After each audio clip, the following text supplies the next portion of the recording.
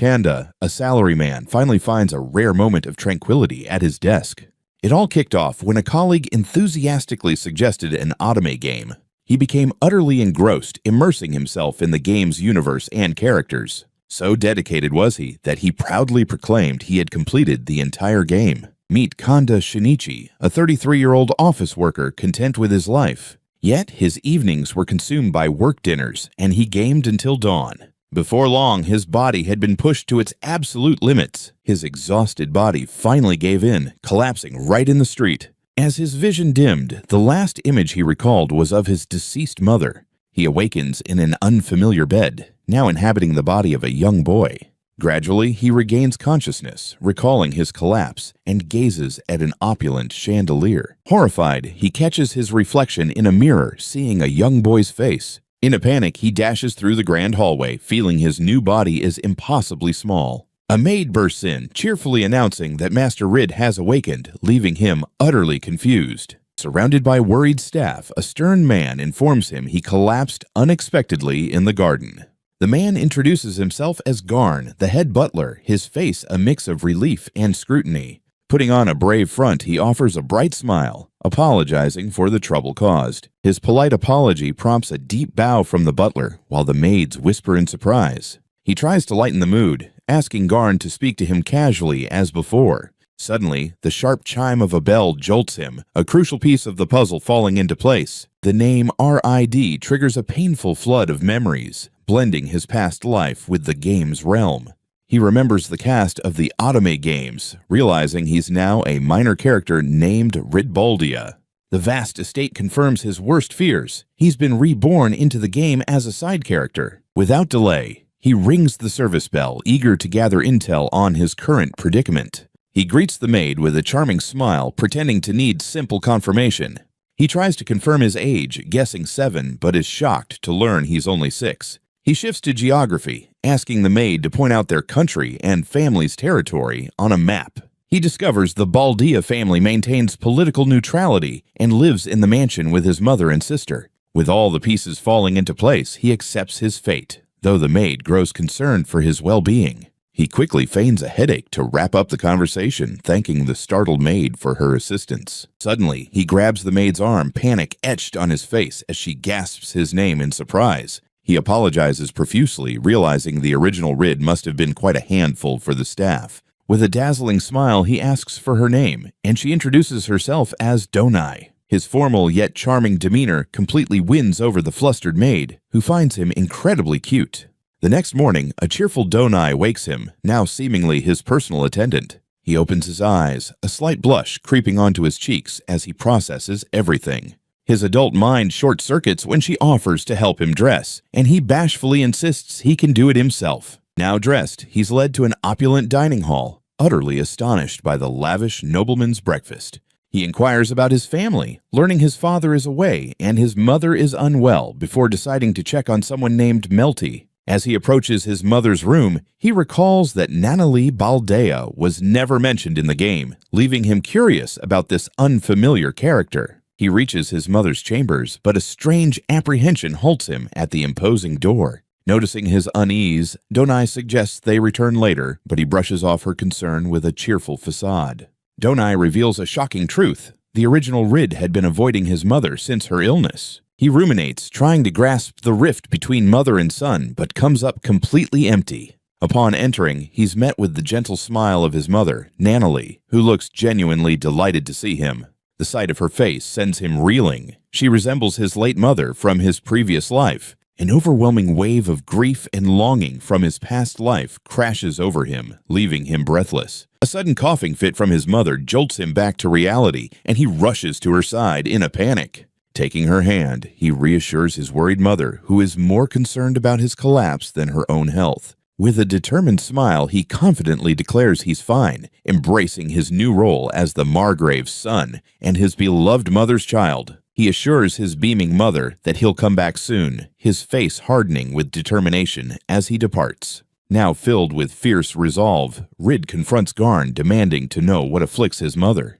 When the butler hesitates, Rid seizes him, his youthful face betraying a desperate adult's urgency, vowing to persist. Under Rid's relentless questioning, Garn finally discloses the dire diagnosis echoing through the vast hall: magic-powered depletion syndrome. The disease's name strikes Rid like a physical blow, leaving him dazed and perspiring. Garn admits he violated protocol, clarifying that magic serves as the life essence for the beings in this realm. He explains the terrifying reality of the illness, a terminal affliction where the body loses its ability to regenerate magic, leading to a slow demise. Rid instantly links this to a status effect from the game, realizing he lacks crucial information and hurries to the library. On his path, he encounters a young girl clutching a bouquet, instantly recognizing her as his little sister, Melty. Spotting her shyly hiding, he adopts a charming, brotherly demeanor, inviting her to explore picture books to coax her out. Thrilled by his invitation, Melty rushes to shut the door after Rid assures her he genuinely wants to read together. Now settled on the couch, Rid begins narrating a tale about an owl to his enthralled little sister. A memory surfaces of a younger Rid filled with joy as he doted on his newborn sister. Yet, his mother's illness shattered his world, causing the original Rid to lash out in fear and confusion. His misplaced anger and sorrow tragically drove a wedge between him and his younger sister. He now realizes their bond had deteriorated to the point where they even stopped sharing meals. Snapping back to reality, he's taken aback when Melty apologizes for mimicking his avoidance of their mother. She promises to stop copying him, declaring she's a smart girl who understands now. Eager to bridge the gap, he suggests she call him by his nickname, Mel, leaving her momentarily speechless. She happily agrees, explaining that since their mother uses that name for him, it feels right for her to use it too. Melty beams, sharing that using his special nickname makes her feel special as well. Rid expresses gratitude for her sweet words, reinforcing their newly mended connection. Storytime proves too soothing, and Melty soon drifts off to sleep against her brother's shoulder. He calls for a maid, and Donai appears instantly, ready to assist. Garn arrives to find Denai gently cradling the sleeping Melty, inquiring about their time together. After Rid explains, Garn sincerely thanks him, asking him to keep looking after his sister. Rid swells with pride, thinking to himself that of course he would care for his precious little sister. Garn notes that Rid seems like a different person since his collapse, sending Rid into a silent panic. He attempts to steady himself, realizing his new demeanor starkly contrasts the original Rid's behavior. Alone in the library, he contemplates his interactions with his mother and sister, clarity about his next steps emerging. He recalls the game's worst-case scenario, being condemned and exiled alongside the villain. Determined to change his fate, he sits at his desk, ready to devise a plan for survival. The sheer impossibility of the task overwhelms him, and he grips his head in a moment of sheer panic. His primary objective is clear: befriend the main characters to steer clear of the game's deadly pitfalls. Realizing he can't depend on anyone else, he resolves to become self-reliant and build his own fortune. A significant obstacle looms. He's trapped in a remote area far from the capital where the main events unfold. But before he can even ponder the game's storyline, he knows there's a more urgent issue at hand. He finally comprehends that the original Rid's actions stemmed from a desperate, heartbreaking love for his sick mother. With a gentle smile, he acknowledges that the boy whose body he occupies was, at heart, a kind child. He concludes that mending the fractured family torn apart by his mother's illness is the true first step toward securing his future. A memory from his past life resurfaces, a serene meal shared with his cherished mother. The memory shifts to a darker time, her final moments filled with soft apologies as he wept beside her. He clenches his fist, vowing to avoid the same regrets that haunted him at his mother's grave. With renewed determination, he slams a book down, declaring he will absolutely save his mother this time. He examines his new identity, Rid Baldia, a strikingly beautiful 6-year-old with silver hair and purple eyes. He also discovers a cheat-like ability, perfect eidetic memory, enabling him to absorb any book in a single read. As he devours books, he's astonished to find that many plants and minerals mirror those from his previous world. This sparks an idea for a potential business venture, but his thoughts are interrupted by Garn announcing his father, Reiner, has returned. He stands at the end of a grand hall, prepared to meet his father, the Margrave Reiner Baldia, for the very first time. Having gathered his courage, he knocks on his father's door, hoping his important proposal will be heard. Rid enters the office facing his formidable father, Margrave Reiner Baldia. Without any small talk, his father inquires about his well-being, mentioning the recent incident in the garden. Seated in the oversized chair, Rid appears small yet composed as he states he has two specific requests. Intrigued, the Margrave leans in, eager to hear what his son has in mind. He confidently presents his first request, the opportunity to learn magic and swordplay, a path not taken by the original Rid. He remembers that Rid's character in the game is a growth type, a hidden talent with immense potential. He recalls Rid's aptitude for all-element magic, a skill most players dismissed due to his weak beginnings, but one he personally excelled at. His father remains skeptical, highlighting his son's past erratic behavior and questioning his current state. He admits that witnessing his mother's health decline had once thrown him into deep despair. But now, with a fresh perspective, he asserts that despair achieves nothing. He must grow strong enough to support his mother. His father consents to find tutors, then inquires about the second request. Rid tightens his small fist, bracing himself for his next bold proposition. He then presents his second request, personal funds to manage as he sees fit. Rid explains he has business ideas, but his father scoffs at the thought of financing a venture without solid plans. The Margrave's gaze sharpens, demanding to understand the real motive behind this audacious request. With a charming smile, Rid frames it as a gamble, an investment not in an idea, but in him.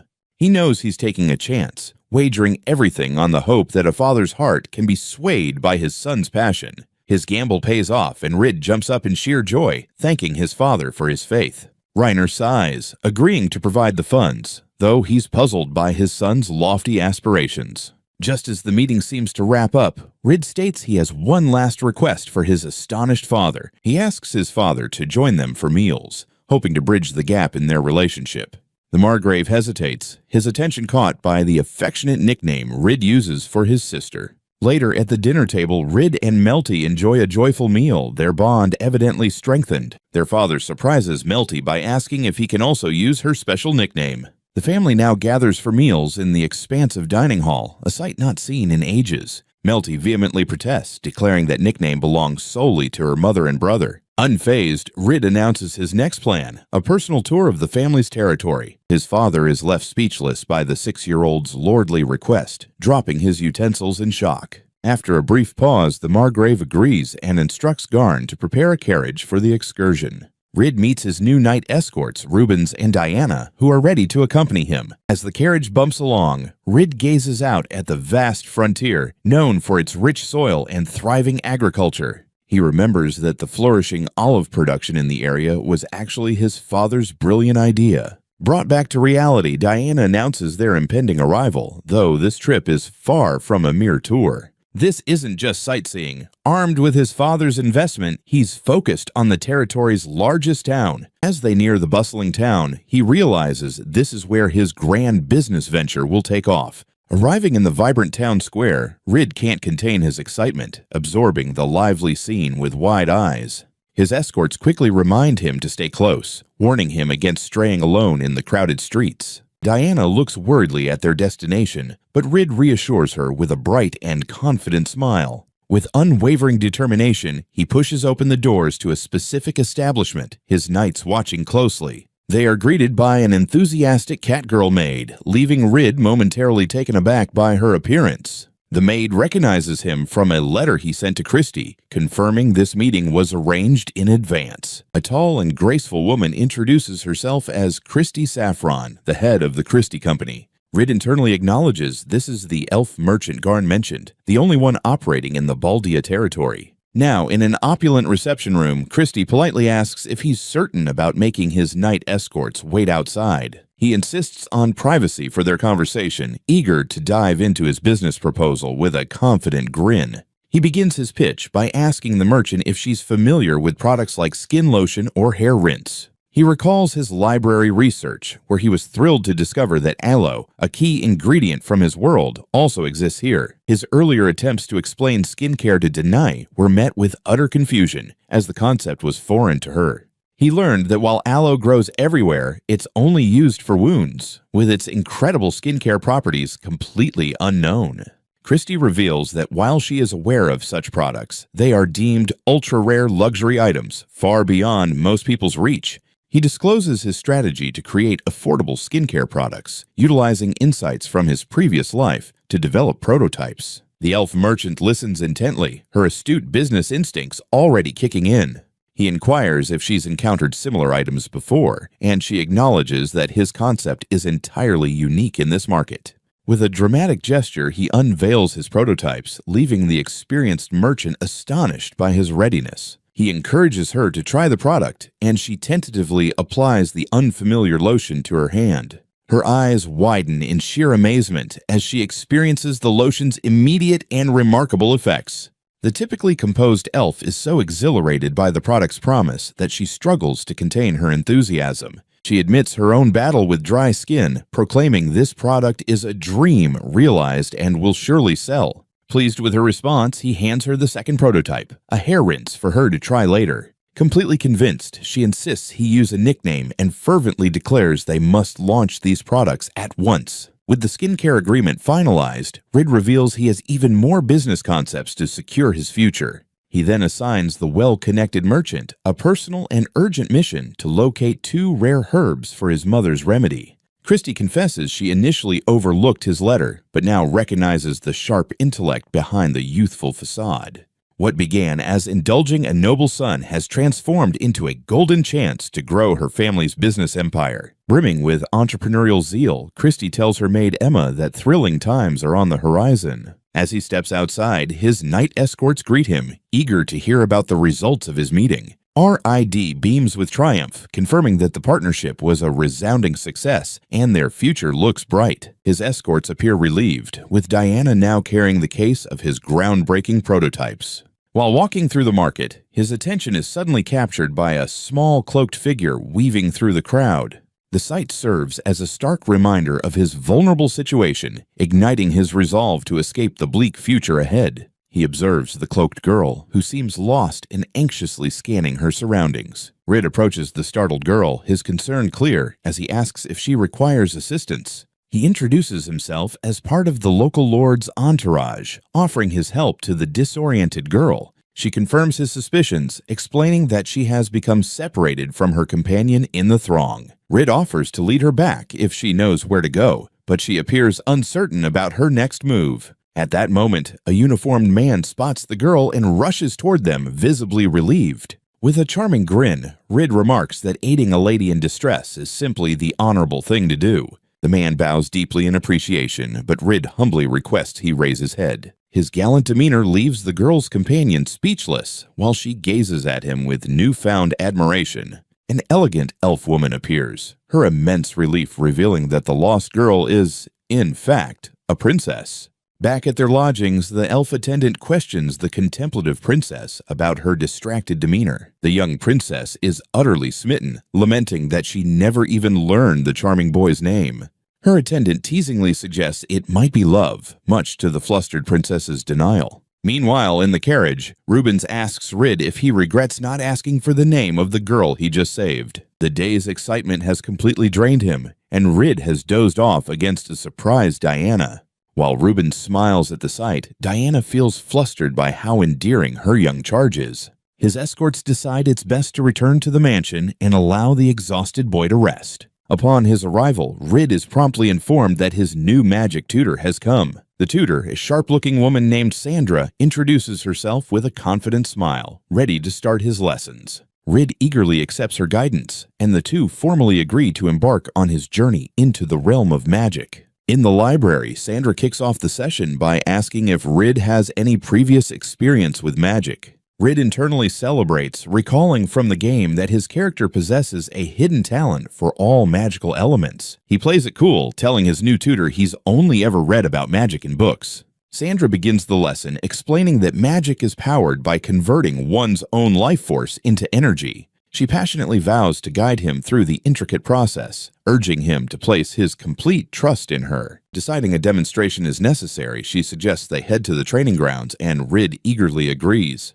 His sheer excitement charms Sandra, who privately notes his adorable enthusiasm for magic. In a grand training hall, Sandra prepares to showcase to her young student what a true mage can accomplish. She unleashes a colossal fireball, showcasing her formidable power with a dazzling explosion. Rid is left utterly speechless, his eyes sparkling with wonder at the breathtaking display of magic. He rushes to his new mentor, overflowing with excitement about her stunning magic display. Sandra, usually so composed, is completely taken aback by his enthusiastic compliments. Her joy at being called a teacher makes her giddy, leaving Rid puzzled. Regaining her composure, Sandra reveals that advanced mages can cast spells silently, further astonishing Rid. She tells him to start with the fundamentals, and Rid eagerly clenches his fists, ready to channel his life force into magic. Sandra manages his expectations, reminding him that mastering silent casting is a long-term goal. Despite his eagerness, Rid finds it incredibly difficult, struggling to feel his magic at all. Noticing his frustration, Sandra offers to teach him a simple trick to help him grasp it. She instructs him to extend his hands, and as she takes them, Rid feels a sudden wave of unease.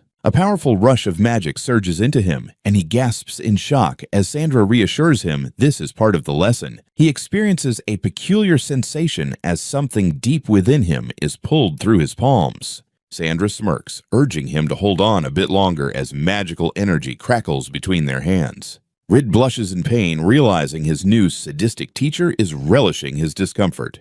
The torturous session finally concludes, leaving him gasping on the floor as Sandra coolly announces the lesson is over. She describes this forced method as a shortcut, allowing him to instantly feel the magic conversion. Sandra formally names the technique Forced Magic Conversion Awakening, apologizing for the rough start. Still rattled, Rid processes the information, sensing there must be a significant downside to this approach. He jumps back, accusing his mentor of neglecting to mention the intense pain involved beforehand. She simply beams at him, admitting that catching him off guard was far more fun. Now that he's felt his life force, she tells him to attempt converting it into magic independently. He tightens his fists, concentrating hard on compressing his life force into magical energy. A sudden aura of power envelops him, and Sandra confirms he has successfully summoned his magic. She then instructs him to visualize her fireball, aim for the target, and cast the spell. Rid shuts his eyes, perfectly envisioning a swirling fire orb in his mind. He thrusts his hand forward, unleashing a powerful vortex of dark energy at the target.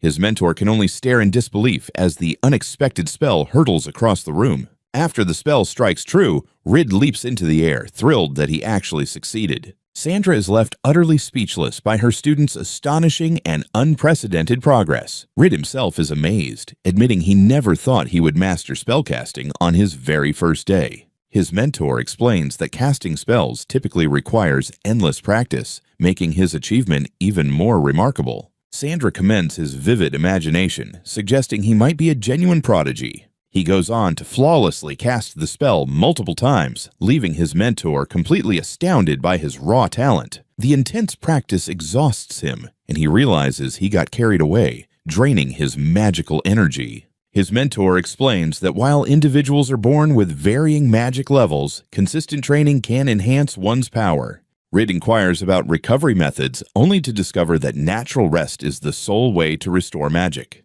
She reveals that although many have attempted to create magic recovery potions, all efforts throughout history have failed. This contradicts his gaming knowledge, making him question why the magic potions he used in the game don't exist here. Sandra then educates him on the two primary categories of magic, elemental and special, revealing her Forced Awakening technique is a unique spell she devised. The thought of creating his own unique spells fills Rid with excitement about the possibilities that lie ahead. For now, his mentor advises him to concentrate on mastering the basics, and Rid eagerly agrees to put in the effort. Rid reflects on how his growing abilities are making his new life genuinely enjoyable. His swordsmanship training is about to commence as his knight escort Rubens rushes to meet him on the grounds. Rid's warm-up stretches completely confuse Rubens, who has never witnessed such movements before. Rubens explains that while they run drills, they don't engage in these peculiar pre-exercise rituals. With a knowing smile, Rid realizes that the concept of warm-up exercises is another piece of knowledge missing from this world.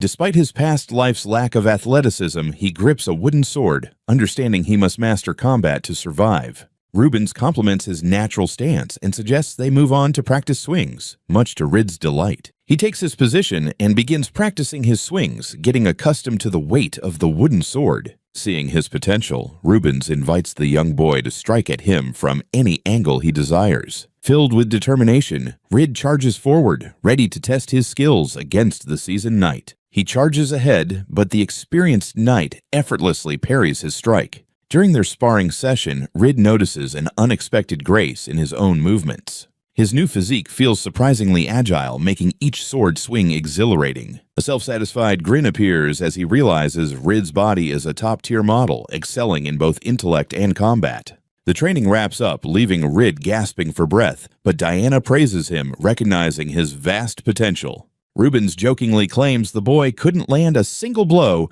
which only frustrates Rid, who starts plotting his revenge. Switching tactics, Rid casually mentions that his 2 escorts from the night are childhood friends.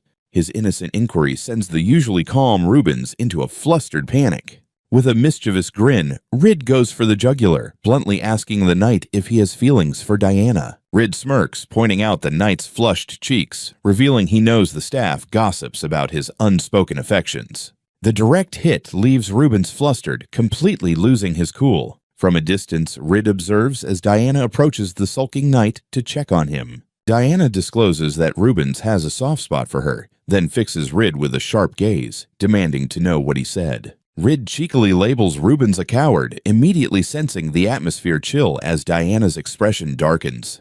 Diana's friendly demeanor shatters, replaced by a terrifying rage aimed at the now frozen Rubens. She violently yanks the stunned knight by his collar, shaking him while demanding answers. Her fury dissipates as she sweetly dismisses Rid, then calmly requests a private conversation, her smile hiding a clear threat. Feeling utterly intimidated, Rid can only stammer an agreement to her request. As they walk away, Rid learns 2 vital lessons: never cross Diana and stay out of others' romantic dramas.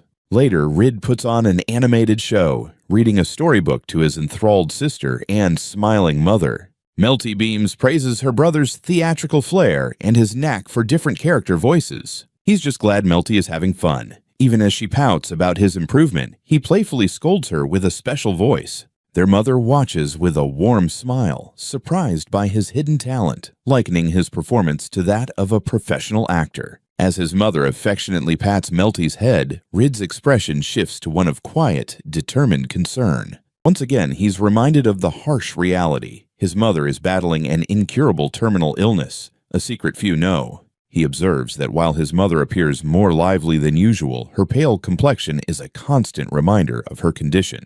Announcing a guest's arrival, Rid takes his leave as his mother and sister cheerfully wave goodbye. The elf merchant Christie proudly displays the prototypes, announcing that their commercialization plans are finally coming together.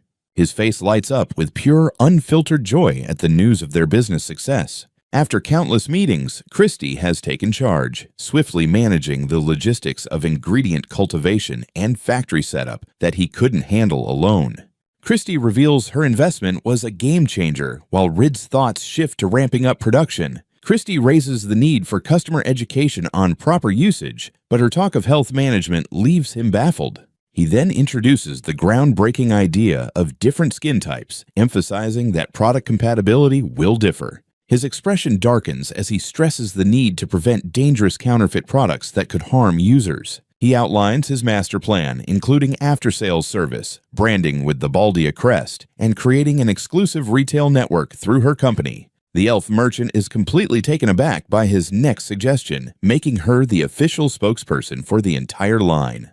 He beams, declaring she's the perfect fit for the role. A flashback reveals he previously pitched this to his father, who was so impressed he suggested presenting the products to the monarchy. This sets up Christie's most critical mission, presenting the products as an offering to the Magnoria Empire. He then explains his plan for Christie to accompany his father to the capital as the official representative, a move that piques the Margrave's interest. Christie considers his proposal, admitting that an elegant woman like herself would indeed be the ideal model. Rid elaborates on his clever marketing strategy. Her beauty will entice men to buy the products as gifts. The Margrave is astonished by his 6-year-old son's business savvy, but ultimately agrees to the plan. Just as their meeting wraps up, Christy reveals she has one more surprise for the young lord. She presents him with the incredibly rare moonlight grass, one of the herbs he desperately needs for his mother's cure. Overwhelmed with emotion, Rid clutches the precious herb, a fresh wave of hope washing over him. He bows deeply, expressing his heartfelt gratitude to the astonished merchant. Christy reassures him that her search for the second herb is ongoing and asks for his patience. A few days later, his father and Christy depart for the capital, carrying the revolutionary products as an offering to the royal family. With the skincare line launched, Rid immediately shifts his attention to developing his next innovative product. He sets up a business arrangement where his territory grows the ingredients, while Christie's company manages production and sales, ensuring he receives a share. With the moonlight grass in hand, he turns his attention to crafting a potion for magical recovery, convinced it will aid his mother's healing. His aspirations hit a snag as he slumps at his desk, bemoaning his utter lack of knowledge in pharmaceuticals. Garn proposes reaching out to his magic instructor, Sandra, who seems genuinely intrigued by his new venture. Rid shows the rare herb to Sandra, detailing its legendary power to restore magical energy. Sandra is utterly amazed, confirming that the herb is indeed the fabled moonlight grass she believed was merely a myth. She then shares a startling coincidence. She once led a research institute in the capital focused on creating that exact potion. A flashback reveals her past, directing a team of elite mages in the capital, all striving for the impossible task of developing a magic recovery potion. In those earlier days, Sandra grows wary when a vital delivery for her research fails to arrive on time. Her inquiry is cut short when a maid announces the unexpected arrival of a rare guest at the castle. In the past, Sandra strides through an opulent hall, frustrated that her research has hit yet another dead end. The guest turns out to be a malevolent noblewoman who comments on Sandra's perpetual agitation. Sandra realizes her substantial budget and carefully selected team have sparked envy among other nobles. With no progress and dwindling staff, she had no choice but to resign, taking full blame for the project's failure. The noblewoman cruelly reminds the disgraced Sandra that failing to follow a royal command is a crime punishable by exile. Just when she thought it couldn't get worse, Rid's father appeared, offering her a role as a private tutor. She wraps up her tale explaining how this led her to the Baldia territory. Rid realizes he's asking his mentor to revisit the very research that caused her so much pain. Yet his determination remains unshaken, a fierce resolve igniting in his gaze. He shares his mother's condition, pleading with Sandra to assist him in crafting a recovery potion to extend her life. He earnestly implores Sandra, emphasizing that her knowledge is crucial for the potion's creation. A memory of his father's kindness flashes in her mind, prompting her to resolve to repay that kindness. With a determined grin, Sandra agrees to assist, and Rid joyfully shakes her hand in appreciation. Now reignited with a researcher's zeal, she accepts his terms, ready to tackle the impossible once again. Rid reveals that all prior research on the herb has been lost, making their new endeavor a gamble. As she prepares to leave with the precious herb, Rid halts her, needing to say one last thing. She teasingly reminds him to call her Teacher Sandra during their lessons, despite their new partnership. Rid chuckles at her request, while Sandra smugly relishes her return to the research world. He gazes out the window, pondering how his father and Christy are faring on their mission in the capital. Meanwhile, in the capital, a tense and anxious Christy is escorted by imperial knights. The empress is so impressed that she wishes to purchase the rights to the products for the entire empire. Inside, Christy is internally screaming Rid's name, realizing the immense scale of his ambition. The scene flashes back to their journey, with Reiner asking a nervous Christy if she's prepared for the capital. Christy asserts her readiness for this monumental opportunity, while Reiner cautions her about the capital's perils. Upon arrival, Christy is utterly overwhelmed by the vastness of the imperial capital. The narration reveals the capital as a colossal, heavily fortified fortress city. The city is shielded by a double wall system that separates the noble district from the common areas.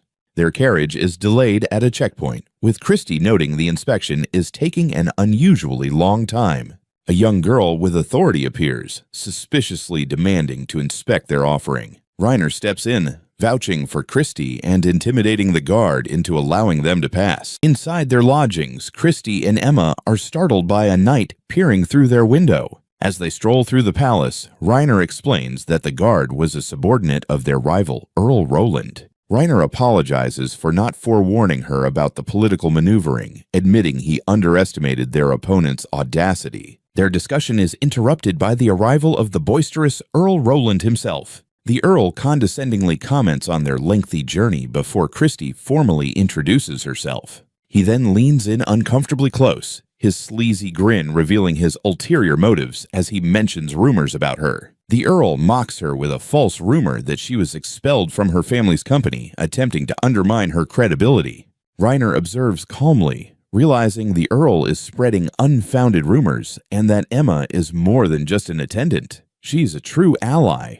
The Earl intensifies his insults, using a derogatory term for her beastkin, leaving Christie speechless with fury. Christie's composure finally breaks, and she clenches her fist, declaring that while she can tolerate personal attacks, insulting her friend is unacceptable. Reiner advances, his demeanor icy as he tells the Earl his actions are shameful and affront to the Empress herself. The flustered Earl stammers an apology before making a quick exit, unable to withstand the Margrave's power. Later, Reiner remarks that Earl Roland is a crude individual motivated solely by greed for power and wealth. Christie comforts her weeping maid, assuring Emma that she has done nothing wrong, and the Earl is now barred from her presence. A palace maid arrives to guide them, telling Christie not to fret, as the Empress is quite reasonable. Christie takes a deep breath and kneels, steeling herself for the important royal audience ahead. They step into the grand throne room where other nobles are already gathered, greeted by a commanding voice. The Empire's rulers are revealed, Emperor Arwen Magnoria and Empress Matilda Magnoria, seated regally on their thrones. The Emperor acknowledges Reiner's presence, his gaze landing on the bowing elf merchant beside him. Reiner formally presents Christie Saffron, daughter of a baron from a nearby kingdom, piquing the Emperor's curiosity. The Emperor notes her recent elevation to nobility, having previously known her merely as a merchant's child. He subtly chastises Earl Roland, implying that his earlier treatment of a noble's daughter was inappropriate. The court ladies murmur among themselves as Christie clenches her fist, enduring their intense scrutiny. The Empress impatiently cuts through the tension, insisting on seeing the products right away.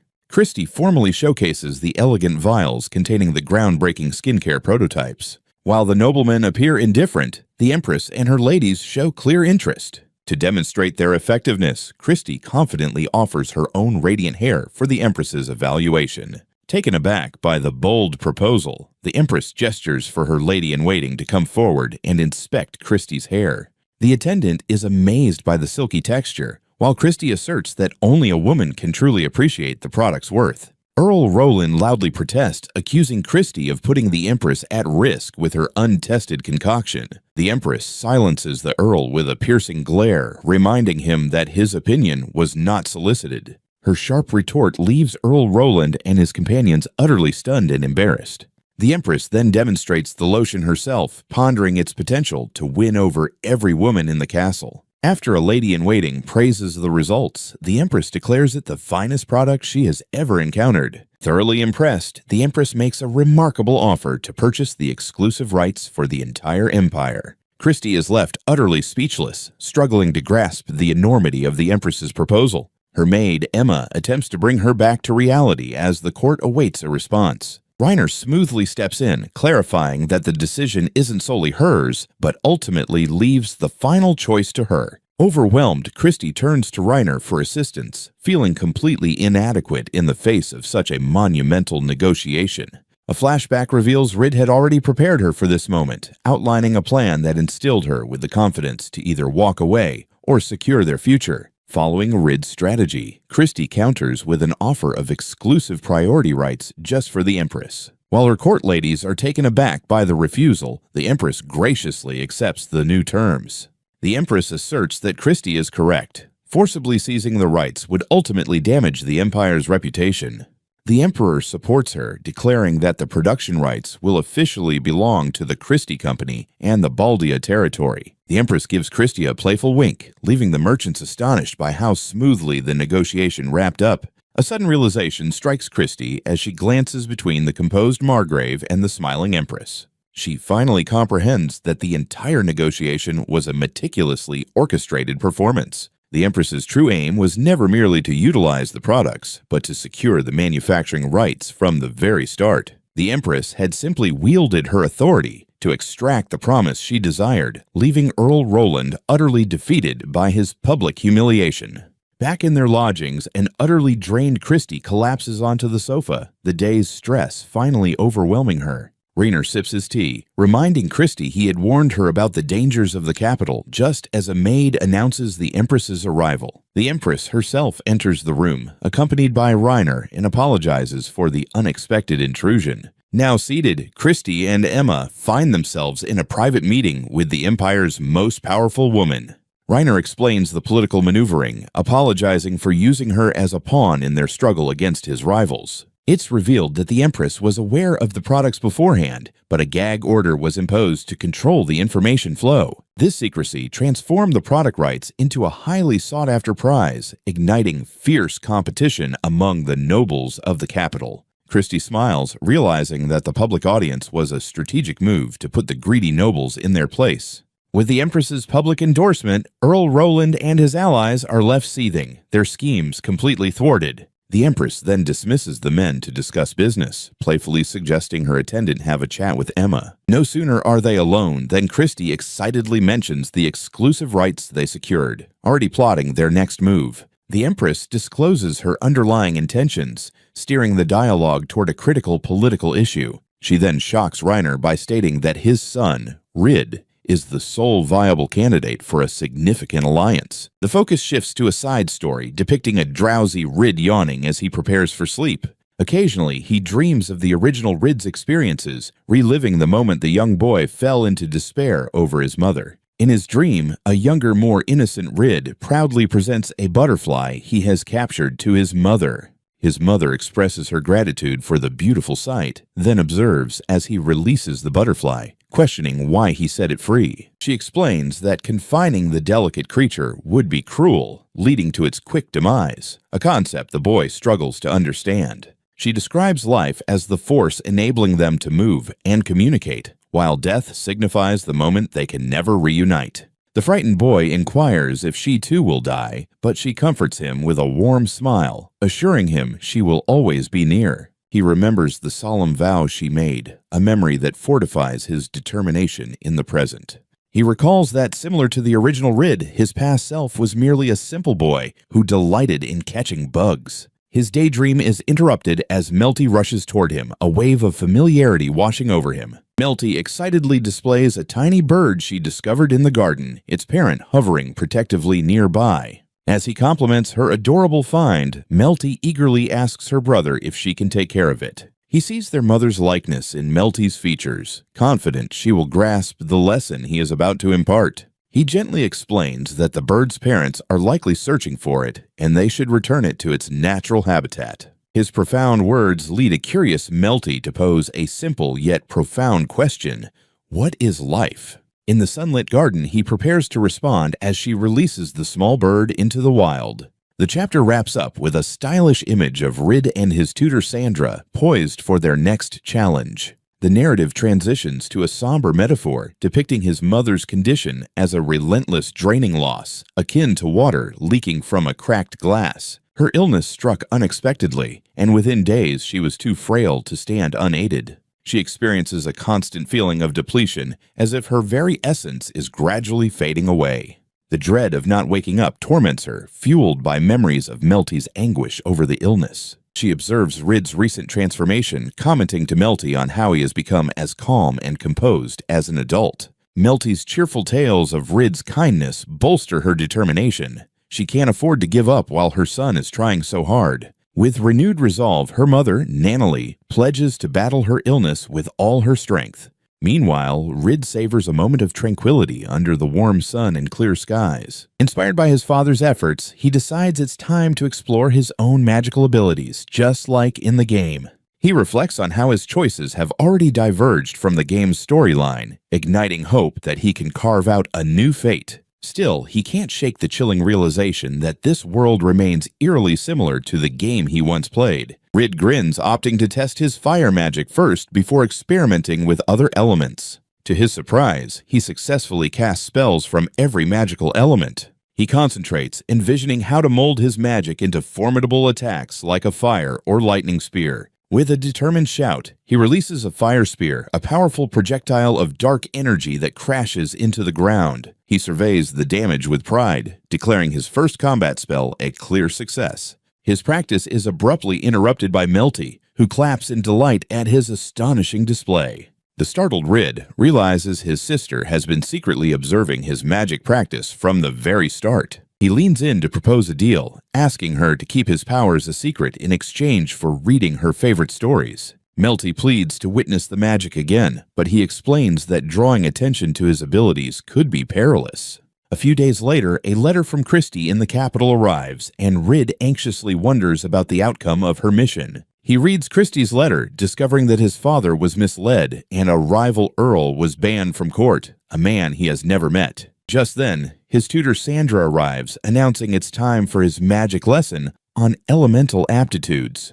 Rid Fane's naivety shines through as he asks if special magic also requires a unique aptitude to wield. Sandra clarifies that unlike elemental magic, special magic doesn't require an aptitude, meaning anyone could potentially learn it. The revelation excites Rid, who realizes this means he can craft his very own unique spells. His tutor explains that special magic demands a much stronger image and greater power than standard attack spells. He connects this to his own experience, recalling how a clear mental image was crucial for casting his first spell. Rid correctly concludes that without sufficient imagination or power, any attempt to create or teach special magic will fail. Sandra adds that only the creator can instruct their unique spell, a process that drains energy from both teacher and student. Shifting topics, she excitedly announces that the moonlight grass is effective, and now they must figure out how to transform it into a potion. Sandra confesses her obsession with the herb's appearance made her overlook its actual effects.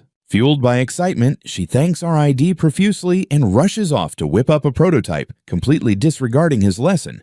Later, Rid finds himself ensnared in a fierce thunderstorm, the sky illuminated by flashes of lightning. He contemplates how to gauge his magical strength, pondering if a specific tool exists for that. Unfazed by the rain, he grins and decides to make his way back to the mansion. Soaked to the skin upon arrival, he is instantly greeted by a swarm of frantic maids. They ignore his protests, insisting he take a warm bath to prevent a repeat of his previous collapse. His drenched clothes are tossed aside as the maids prepare a lavish bath for him.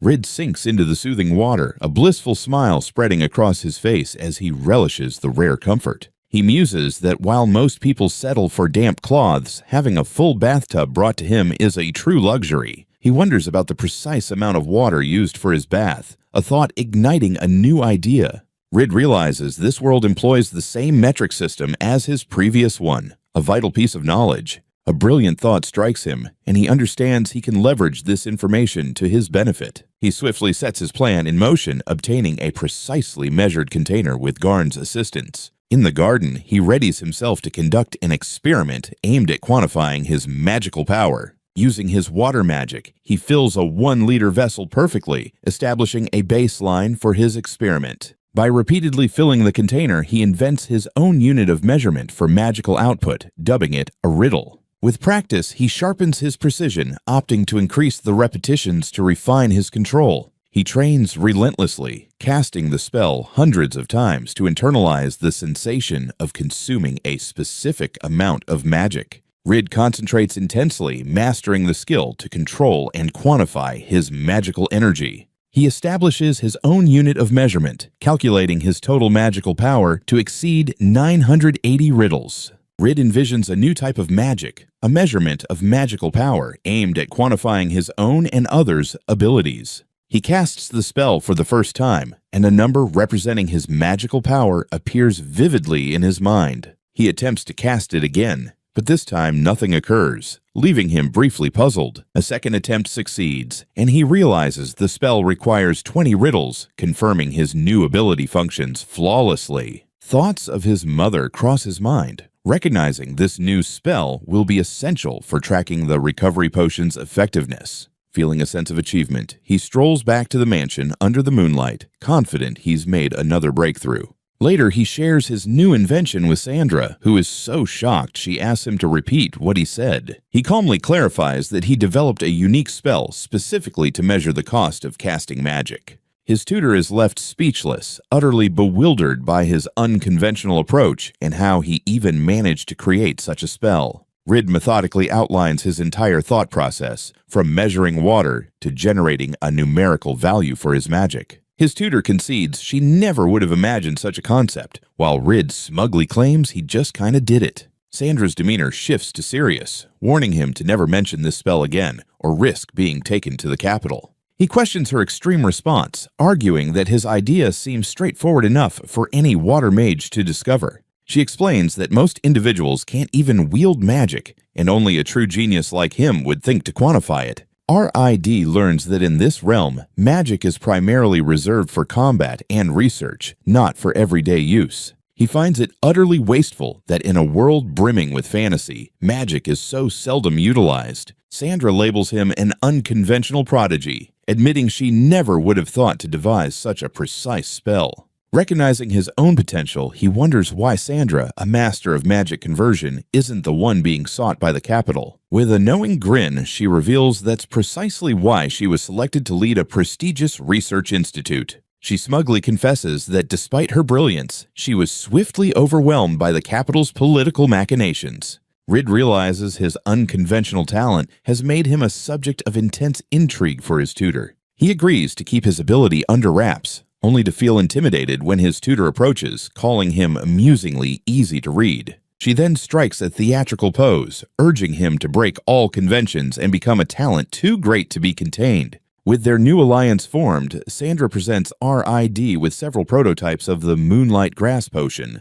He steels himself, knowing that the herb's terrible taste is a minor sacrifice for his mother's sake. With a look of utter revulsion, he bravely begins the experiment by tasting the first raw sample. After sampling every single prototype, he carefully evaluates the outcomes of their initial tests. He concludes that consuming the herb raw restores some magic, but its overpowering bitterness makes it utterly inedible. Boiling the herb proves even worse, resulting in an undrinkable mixture with the least effective results. He concludes that turning the herb into powder is the most effective approach, despite its awful flavor. With a mischievous grin, his tutor suggests that the way he ingests the final sample could alter its effects. Sandra commends his perseverance, deciding that the powdered version will be appropriate for his mother. This breakthrough makes him realize their objective is finally within grasp. He tightens his fist in victory, having successfully concocted a functional magic recovery potion.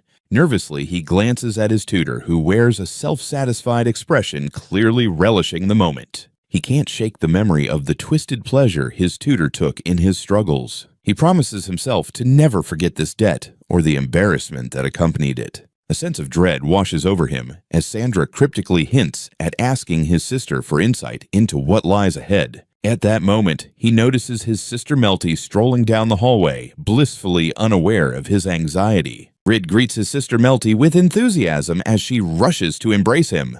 Melty sneezes loudly, sending a strong gust of air toward her surprised brother. As a maid scolds Melty, Rid grimaces, realizing everyone is now keeping their distance. His butler Garn informs him that the odor from the potion experiment is overwhelming, and he needs to clean up immediately. Rid lets out a frustrated yell from the mansion, finally giving in to his tutor's cruel scheme. Meanwhile, Rubens leads the knights through a series of coordinated warm-up routines. Rid discovers that his radio calisthenics have officially become part of the knights' training program. Rubens calls out Rid for his poor form, pointing out that the young lord's exercises differ from his teachings. Reflecting on his training, Rid realizes he grasped the significance of warm-ups, but never anticipated their widespread adoption. Rubens lands a precise strike, reminding the distracted Rid that a moment's inattention could be deadly in real combat. Rid's ears perk up at the mention of dungeons, and he eagerly inquires with his knight escort for more information. Rubens explains that dungeons are viewed as living entities, a concept Rid recalls from his previous life's games. He learns that dungeons form around a magical core, which generates monsters and treasures to attract unsuspecting prey. To avert a monster outbreak, knights and adventurers must venture deep to destroy the core, but a damaged core can simply retreat and heal. Rid envisions the dungeon layout, likening it to an ant colony with a formidable boss monster at its center. He excitedly inquires about adventurer guilds, and Rubens confirms that the Empire has both state-run and private ones. The knight explains that guilds provide quests to freelancers, with the Baldia Territories Guild focusing on gathering tasks. Rid daydreams about joining a guild while Rubens commends his swift progress, confident he'll conquer dungeons effortlessly. With a sly smile, Rid jokes that by then, Rubens better have finally proposed to Diana, leaving the knight flustered. His teasing is interrupted as Diana appears, revealing she's still waiting for that proposal, leaving Rid completely shocked. A flustered Rubens denies any romantic intentions, but Rid confidently asserts that Diana's feelings are clear. Rid learns that while her parents push for marriage, Diana consistently regards Rubens as merely a friend, infuriating the knight. The knight reveals that Diana even prepares him practice lunches, claiming he's her future husband, not Rubens. Rid is left utterly perplexed by Diana's frustratingly oblivious behavior. He recalls their childhood promise and instructs the knight to take Diana to their special place and finally confess. Rid challenges the bewildered knight to decipher the true meaning behind Diana's puzzling actions. The knight's expression softens as he starts to genuinely contemplate Diana's true feelings. Noticing a glimmer of understanding, Rid encourages the knight, who reluctantly agrees to the plan. The knight's inner thoughts reveal he can't simply allow things to remain unchanged. Later, Rid sits with his sister, a smug grin on his face as he decides to keep his matchmaking plans under wraps for now. Rubens takes Diana to their childhood spot, where she nostalgically reminisces about the times they played there. Overwhelmed with emotion, the blushing knight finally stutters out his long-held feelings for her. Rid later discovers that his meddling was successful, as the two knights have officially begun their relationship. The young matchmaker watches from his window, smugly thinking they should just tie the knot already. The next morning, Rid is deep in slumber, with cheerful birds chirping outside his window. His peaceful sleep is abruptly interrupted as his sister Melty leaps onto his bed with a full-body tackle. He notes that while Melty has become his personal wake-up call, her method is a bit too intense. Sometimes he wakes up first, much to the dismay of a pouting Melty, who missed her chance to pounce. After their morning routine, Melty embarks on her rigorous schedule of lessons, from etiquette to dance. Rid realizes these morning ambushes are her only opportunity to spend time with him before her studies commence. Rid's peaceful morning is shattered by the grand arrival of his father, Reiner, back from the capital. As the kids welcome them, a weary Christie glances at Rid, silently conveying her effort in completing her task. Rid rushes to Christie, alarmed as she nearly collapses from exhaustion, with her maid Emma supporting her. Reiner acknowledges the trip's toll and sends the weary Christie to rest, calling Rid to his office for a private chat. In the office, Reiner's piercing, unreadable stare meets Rid's, leaving the boy utterly confused. Facing his son, Reiner gets straight to the point, demanding to understand Rid's drastic transformation. Taken aback by the blunt inquiry, Rid weighs his options before deciding he can no longer hide the truth. His father presses on, noting that Rid's advanced knowledge and mature demeanor can't be explained away. Rid remembers the moment he fainted, when memories of his previous life surged back, and he chooses his words carefully. He reveals that his past life memories merged with the original Rid, forming a completely new identity. He shares that the original Rid was burdened with guilt for his outbursts towards family, yearning to match his father's strength. The original Rid's sorrow over his mother's illness now fuels his fierce determination to protect his family. A heavy silence envelops the room as father and son sit across from one another, absorbing the shocking truth. Rid flinches under his father's inscrutable gaze, bracing himself for the reaction to his astonishing tale. Reiner breaks the stillness by simply uttering his son's name, his expression remaining serious. In a surprising gesture, his father bows deeply, apologizing for not recognizing his son's pain. The flustered boy urges his father to lift his head, while Reiner chastises himself for missing the signs of his son's distress. Overwhelmed with emotion, Rid realizes his father genuinely believes him, as Reiner mourns his shortcomings as a parent. His father accepts the unbelievable story, then inquires about the medicine Rid secretly created using his past knowledge. Rid proudly announces that the medicine is a magical recovery potion, a revelation that shakes his father's composure. He calmly details the entire process, from gathering the herb to concocting the potion with Sandra's assistance. He clarifies that the potion is merely a temporary fix, and they still need to discover a lasting cure for Nanoli. Recognizing the seriousness of the situation, Reiner pledges his full support, ready to assist in any way possible. Before Rid can reply, Reiner calls for Garn, stating there's another significant issue to address. With a serious demeanor, his father drops a bombshell, bluntly revealing that Rid's marriage has been arranged. The startled boy stutters, asking when this will take place, only to find out the wedding could be in just a few months. Reiner admits the news is sudden for him too, having just been informed by the Emperor. He explains this is a political marriage to a princess of the same age, aimed at strengthening their alliance. Garn wisely proposes constructing a separate mansion for the princess to accommodate their cultural differences. Reiner agrees and assigns Rid the task of planning, leaving the boy to ponder why a foreign princess would marry a mere Margrave's son. Reiner begins to clarify the intricate political landscape, revealing the princess hails from the dark, elf-ruled Reinhardt Kingdom. A map shows that the human-led Balst Kingdom and the dark elf Renat Kingdom are neighboring territories with a history of conflict. Previously, the Balst Kingdom's ruthless slave hunting brought relations with Renart to the brink of war. Facing crippling sanctions, Renard sought assistance from the Magnoria Empire, which offered help in exchange for vassalage. Renati accepted, becoming a vassal state while maintaining its autonomy, needing Magnoria's approval for major decisions. Magnoria then prohibited the slave trade, freeing all captured dark elves and resolving the immediate crisis. Rid realizes that marrying the princess to a high-ranking imperial noble would ignite perilous political disputes over succession. Thus, Rid, a Margrave's son of similar age and distant from the capital's power struggles, was seen as the ideal choice. Reiner sips his tea, reminding Rid that as an imperial noble, such a political marriage is a responsibility he cannot evade. Rid mourns the princess's fate, understanding she's being wed to a border family solely due to her nation's vassal status. Reiner tells Rid that if he feels pity for the princess, he must be the one to cherish her above all others. He asserts that the destiny of this princess, tossed around by fate, now lies in Rid's hands. With a confident grin, Reiner entrusts the princess's safety to Rid, who accepts this new responsibility. Rid ponders his future bride, a dark elf princess named Farah Renate. His father confirms her identity as the first princess of the Renart Kingdom. Rid immediately requests to oversee the design of her new mansion and to visit her kingdom beforehand. He cryptically states that his request relates to his past life and could even provide a clue to curing his mother.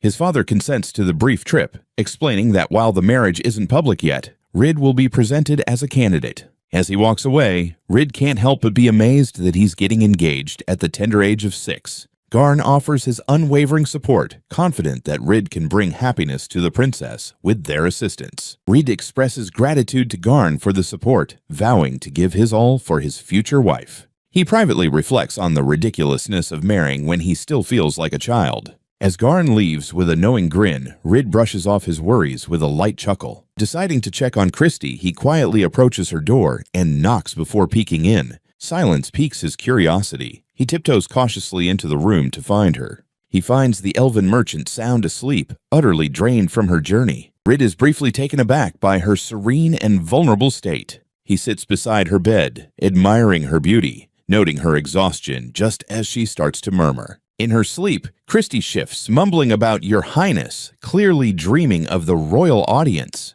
Her sleep talk leaves Rid flustered, pondering what kind of dream she's experiencing. Feeling embarrassed by her murmurs, Rid decides he's heard enough and attempts a quiet getaway. He discovers the door is mysteriously stuck, realizing with a shock that someone is outside. The door creaks open slowly, confirming that his escape has been intentionally obstructed. His sister Melty peeks through the opening, having caught him in a rather compromising situation. She reprimands him for being alone in a lady's room, while Rid nervously pleads for her to let him go.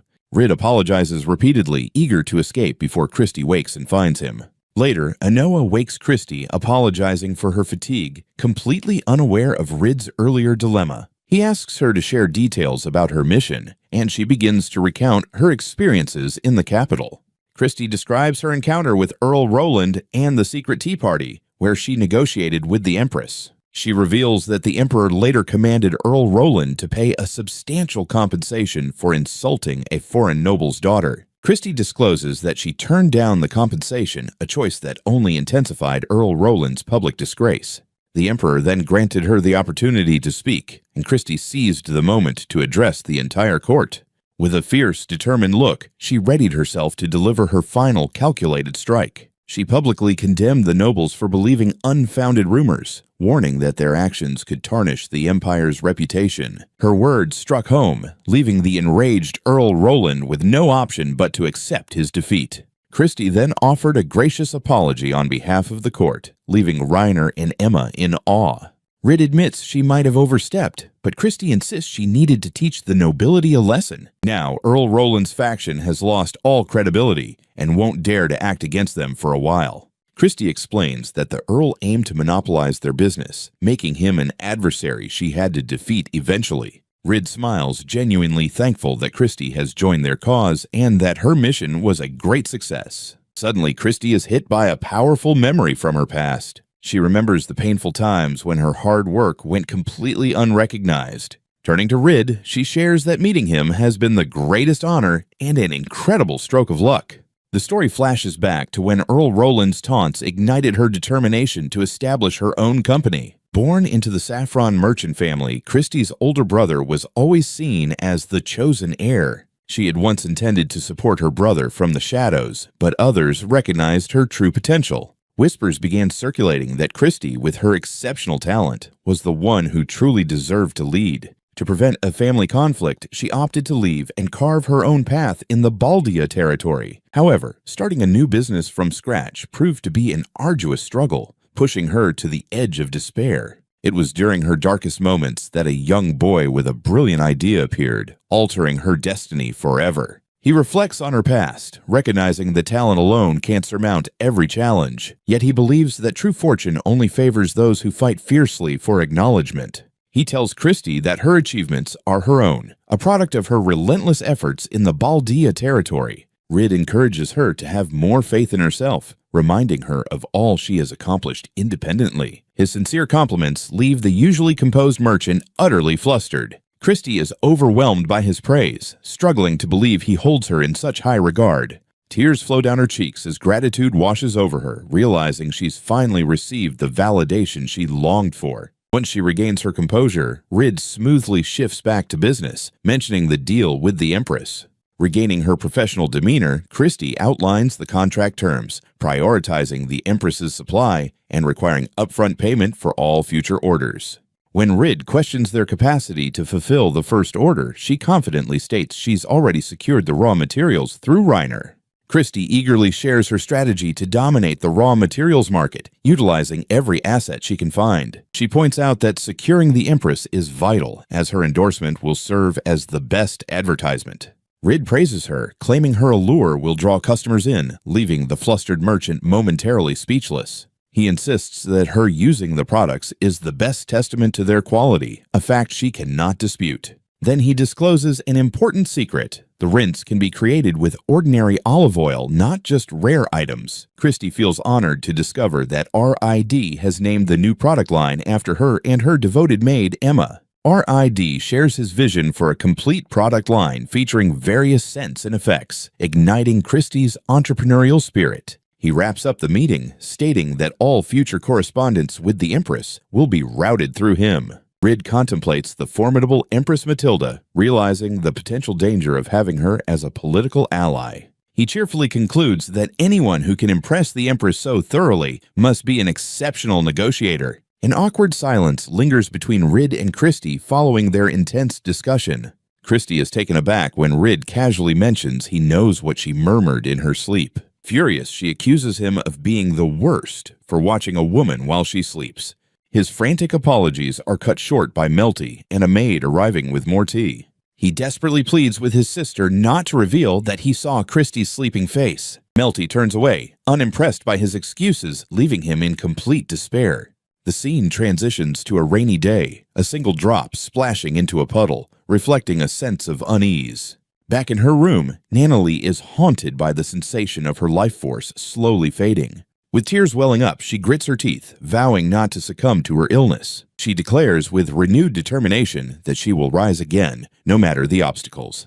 Nanalie steels herself, reminding herself to act maturely and confront what lies ahead. A knock interrupts her thoughts, and a voice invites the guest to come in. Reiner walks in with Rid and his tutor Sandra, who politely announces their presence. Sandra greets Nanalie with a warm smile, and the two women share a meaningful glance for the first time.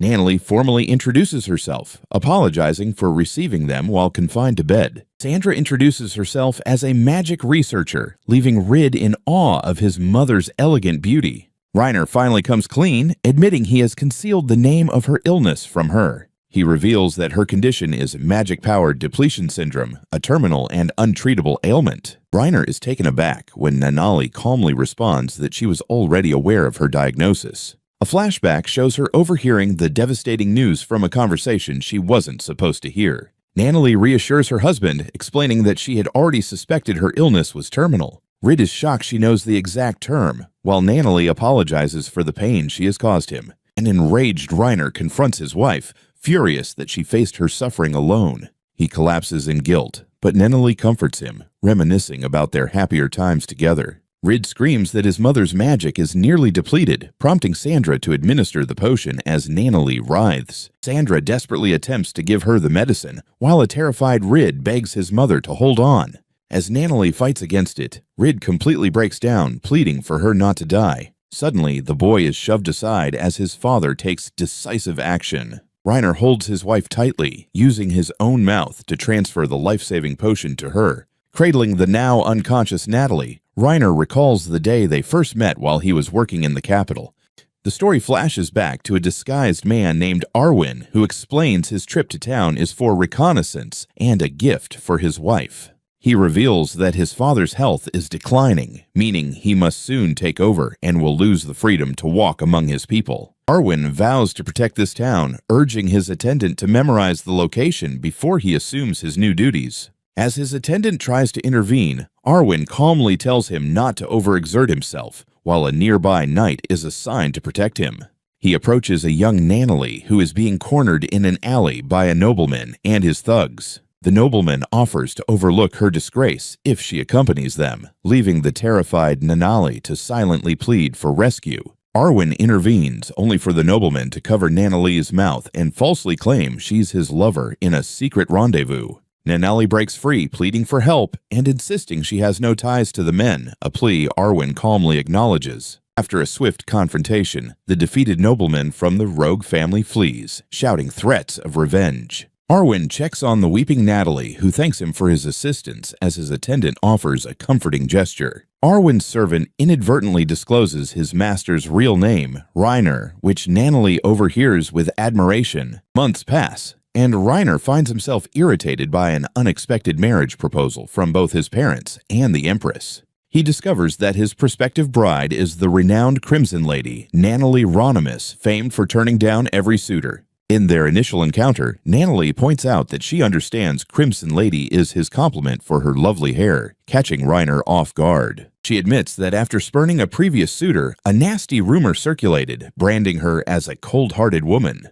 Nanalie beams with joy, realizing Reiner's nickname for her carries such a kind and beautiful meaning. Touched by his honesty, Reiner proposes, and Nanalie happily agrees, eager to become the lady of the Baldia territory. Back in the present, Rid frantically employs his new spell to gauge his mother's magic as she drinks the potion. The result flashes in his mind, indicating her magic power has surged to 1 out of 1, a sign the potion is effective. As Rid and Sandra celebrate their victory, a week later, she slowly opens her eyes and murmurs her son's name. Overcome with relief, Rid breaks down in tears as his mother gently reassures him that she is okay. Later, Rid marvels at the potion's effectiveness, while Sandra attributes Nanalie's rescue to his father's quick thinking. He recalls how his father took decisive action, administering the potion himself when Nanalie refused, just before Sandra requests a private chat. Noticing his parents sharing a quiet moment, Rid decides to grant them some much-needed privacy. Meanwhile, in the Renart Kingdom, the Dark Elf King questions the Emperor's true intentions behind arranging his daughter's marriage. His advisor proposes they use the upcoming visit to evaluate the candidate, though he seems to harbor his own doubts. Now in Renart, Rid cheekily suggests they assess whether the Margrave's son is worthy of their princess, hinting at a specific interest. In the past, Rid angrily confronts his father about his earlier self-pity, calling him out for claiming to be a failure. Rid and Sandra watch in stunned silence as Reiner suddenly envelops his wife in a tight, emotional embrace. After their moment, Nanalie pulls back slightly, ready to address the important matters they need to discuss. Rid urgently casts his magic power measurement spell, fearing the worst for his mother's fading life force. Reiner gets lost in a memory of his wife's radiant beauty, recalling the first time he was enchanted by her. Nanalie playfully teases Rid and Sandra about their closeness, noting how mature her son has become, much to his embarrassment. Rid quickly shifts the topic, telling a stunned Sandra he needs her assistance to create another unique magic. He unveils his next ambitious endeavor, a spell he dubs Recall Magic. He elaborates on the theory from his past life. Memories are never truly lost, merely dormant within the mind. He reasons that since he possesses memories from a past life, they must reside in the soul, not just the brain. This leads him to a groundbreaking inquiry. Can a method be devised to access the memories of the soul? Sandra introduces him to a related concept, a magical philosophy known as Seima Shindo. Rid discovers that Seima Shindo is an obscure philosophy in this world, known to very few. Sandra explains that Seima Shindo connects life force, magic, and the nervous system, which Rid relates to his own theory. He realizes his magic conversion closely resembles this philosophy and decides to test it, despite his mother's worries. He meditates, converting life force into magic, then attempts to push it deep within himself. Not seeing immediate results, he persists, wondering if the converted energy returns to a specific location, like the soul. Suddenly, he feels his magic being drawn into a bright, unknown void, realizing he may have erred. He's thrust into a bizarre, disorienting space filled with endless floating bookshelves. As he tries to orient himself in the vast library, a mysterious figure greets him from behind. Rid is shocked to find himself face to face with an identical version of himself. The doppelganger introduces himself as Memory, the embodiment of Rid's memories, and requests his cooperation. Rid explains his desire to explore his memories, and Memory confirms it's feasible if he acts as the intermediary. Memory clarifies that while this realm is usually off-limits, he can now be summoned to assist Rid in searching for information. The doppelganger inquires how Rid intends to summon him, noting it will naturally require some magic. He cautions that this soul realm is delicate, and Rid can't simply visit at will. Memory instructs him to simply call his name when needed, leaving Rid to stammer out his gratitude. With a final wave, Memory and the Library of the Soul begin to dissolve into radiant light. Back in reality, Rid's eyes snap open, startling a concerned Sandra who had been watching over him. The abrupt return to consciousness sends Sandra tumbling backward as a disoriented Rid tries to figure out his surroundings.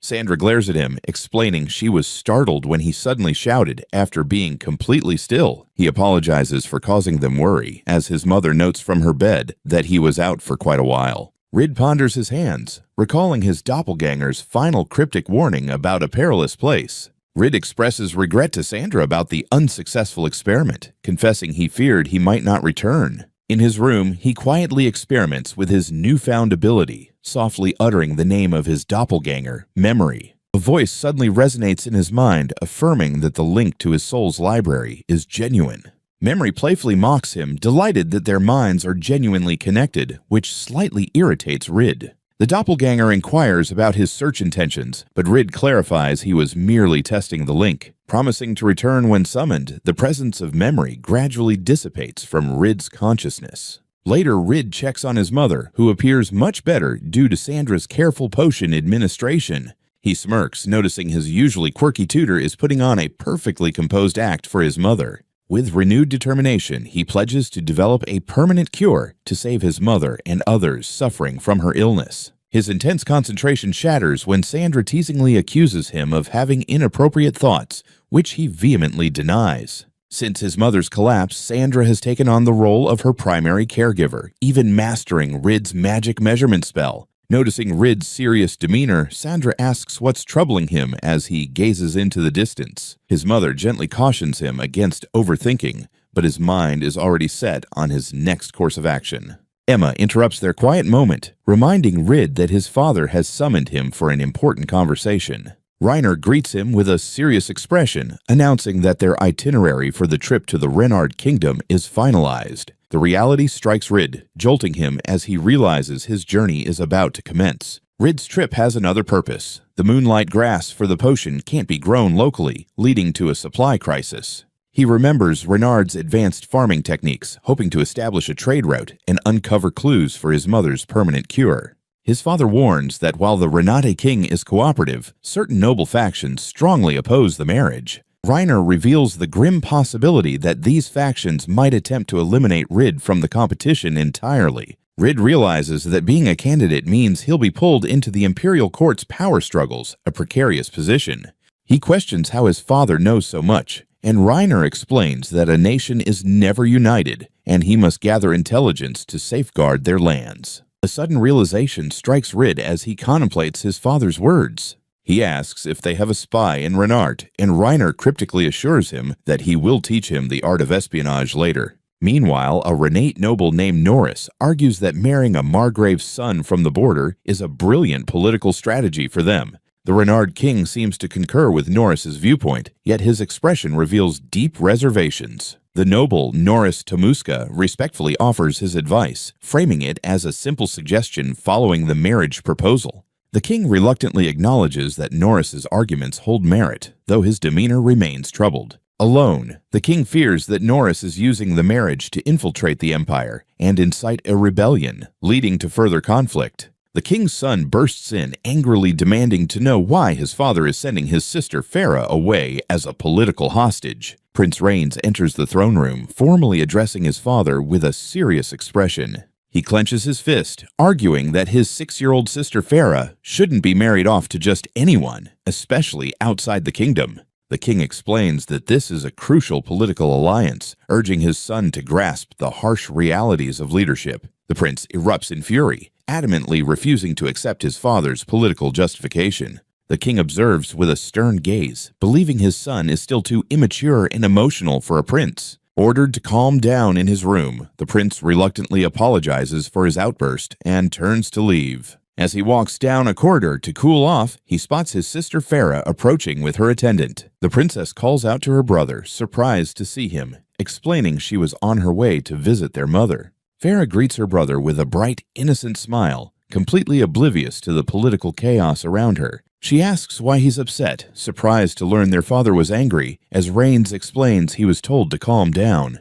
The prince reflects on his sister's beauty and grace, noting she has inherited their mother's elegance. He proudly asserts that Farah is a sister to be treasured, his resolve strengthening as he gazes at her smile. After her attendant reminds her of the time, Farah politely bows and takes her leave. The prince watches her depart, vowing that his sister will never face disrespect. He clenches his fist, determined to shield Farah from her political destiny, unaware of his future rival. Back in his own time, Rid is suddenly struck by a vision of the prince's vow, leaving him bewildered. He realizes that communicating with memory drains his magic like a phone call, and asks his doppelganger why he appears so angry. Memory clarifies that Rid's new spell summons him to search his soul's archives for specific details. The doppelganger reprimands Rid for attempting to access too much at once, accusing him of skipping the dull parts of his own memories. Rid remembers that in his previous life, he used the game's skip function on the main story, leaving his understanding of the core plot dangerously incomplete.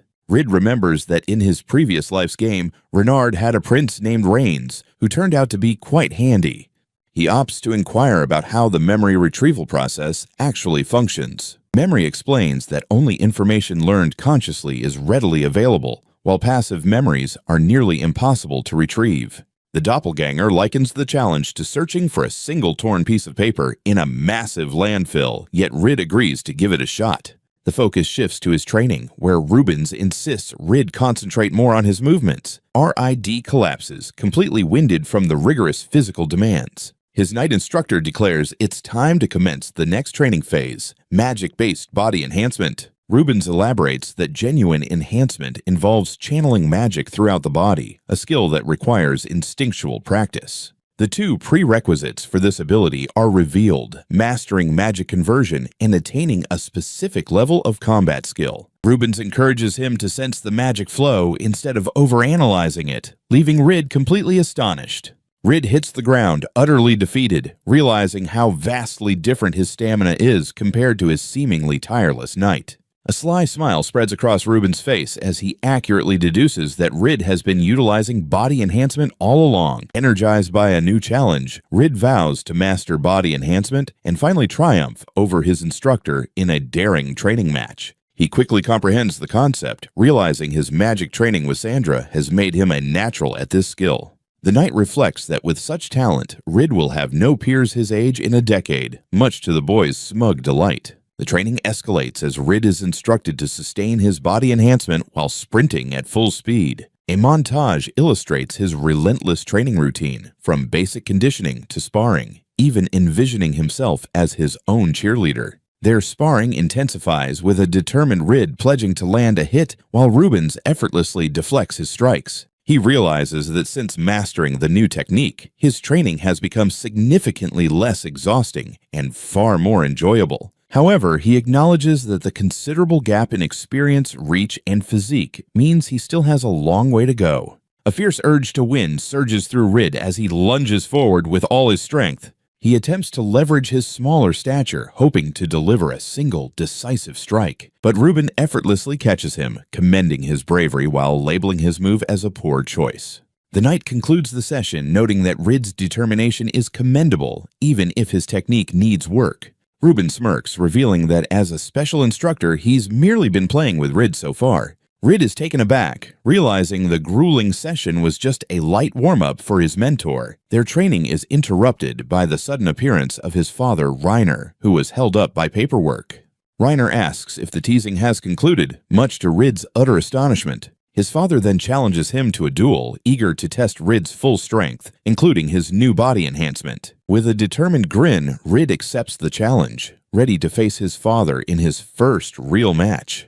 Rid lunges forward with his training sword, channeling all his enhanced strength into a single determined strike. His father is genuinely impressed, noting that such skill and body enhancement are alarmingly advanced for a boy his age. However, Reiner effortlessly deflects the blow, asking if that's all he's got, prompting Rid to insist the fight isn't over. With a confident smirk, Reiner declares he's going on the offensive, forcing a winded Rid to brace for the onslaught. The boy struggles to keep pace as his father moves with blinding speed, the sheer pressure of the duel weighing heavily. Rid collapses in fatigue, realizing this bout was far more exhausting than his sessions with Rubens, as his father announces he's passed the test. Reiner then states that the next test will be one of courage, a trial of Rid's mental strength to remain unshaken. He explains that Rid must now comprehend his own limits, as one day he'll face real battles where courage is key to survival. Reiner draws a real saber, remarking that Rid is worth training, a statement that leaves the boy utterly horrified. Rid receives one final command to stand firm and not flinch, a directive he accepts with steely resolve. With a sharp glint in his eye, Reiner announces the test is commencing, leaving Rid to stare in dread at the real blade. Rid is overwhelmed by an intense pressure, a terrifying aura he recognizes as his father's true unleashed power. His father closes the gap in an instant, ready to show his son the frightening reality of an actual battle. Paralyzed by a wave of pure killing intent, Rid can only watch as the blade's tip halts just inches from his face. The sheer terror becomes unbearable, and Rid finally breaks, flinching away and crying out in fear. The intense pressure dissipates, leaving Rid collapsed on the forest floor as his father calmly lowers his sword. Reiner coldly questions his son's bravery, asking why he flinched when he was explicitly told to observe his every move. Rid concedes his defeat, explaining that the combination of the real blade and his father's killing intent was too terrifying to withstand. His father clarifies the lesson. Fear is a crucial survival tool, but allowing it to control you is a death sentence in real combat. Reiner offers a challenging smile, asking if Rid can keep pace, to which the boy responds with fierce determination. Rubens delivers some last words of encouragement, framing this harsh training as a trial only Rid can withstand.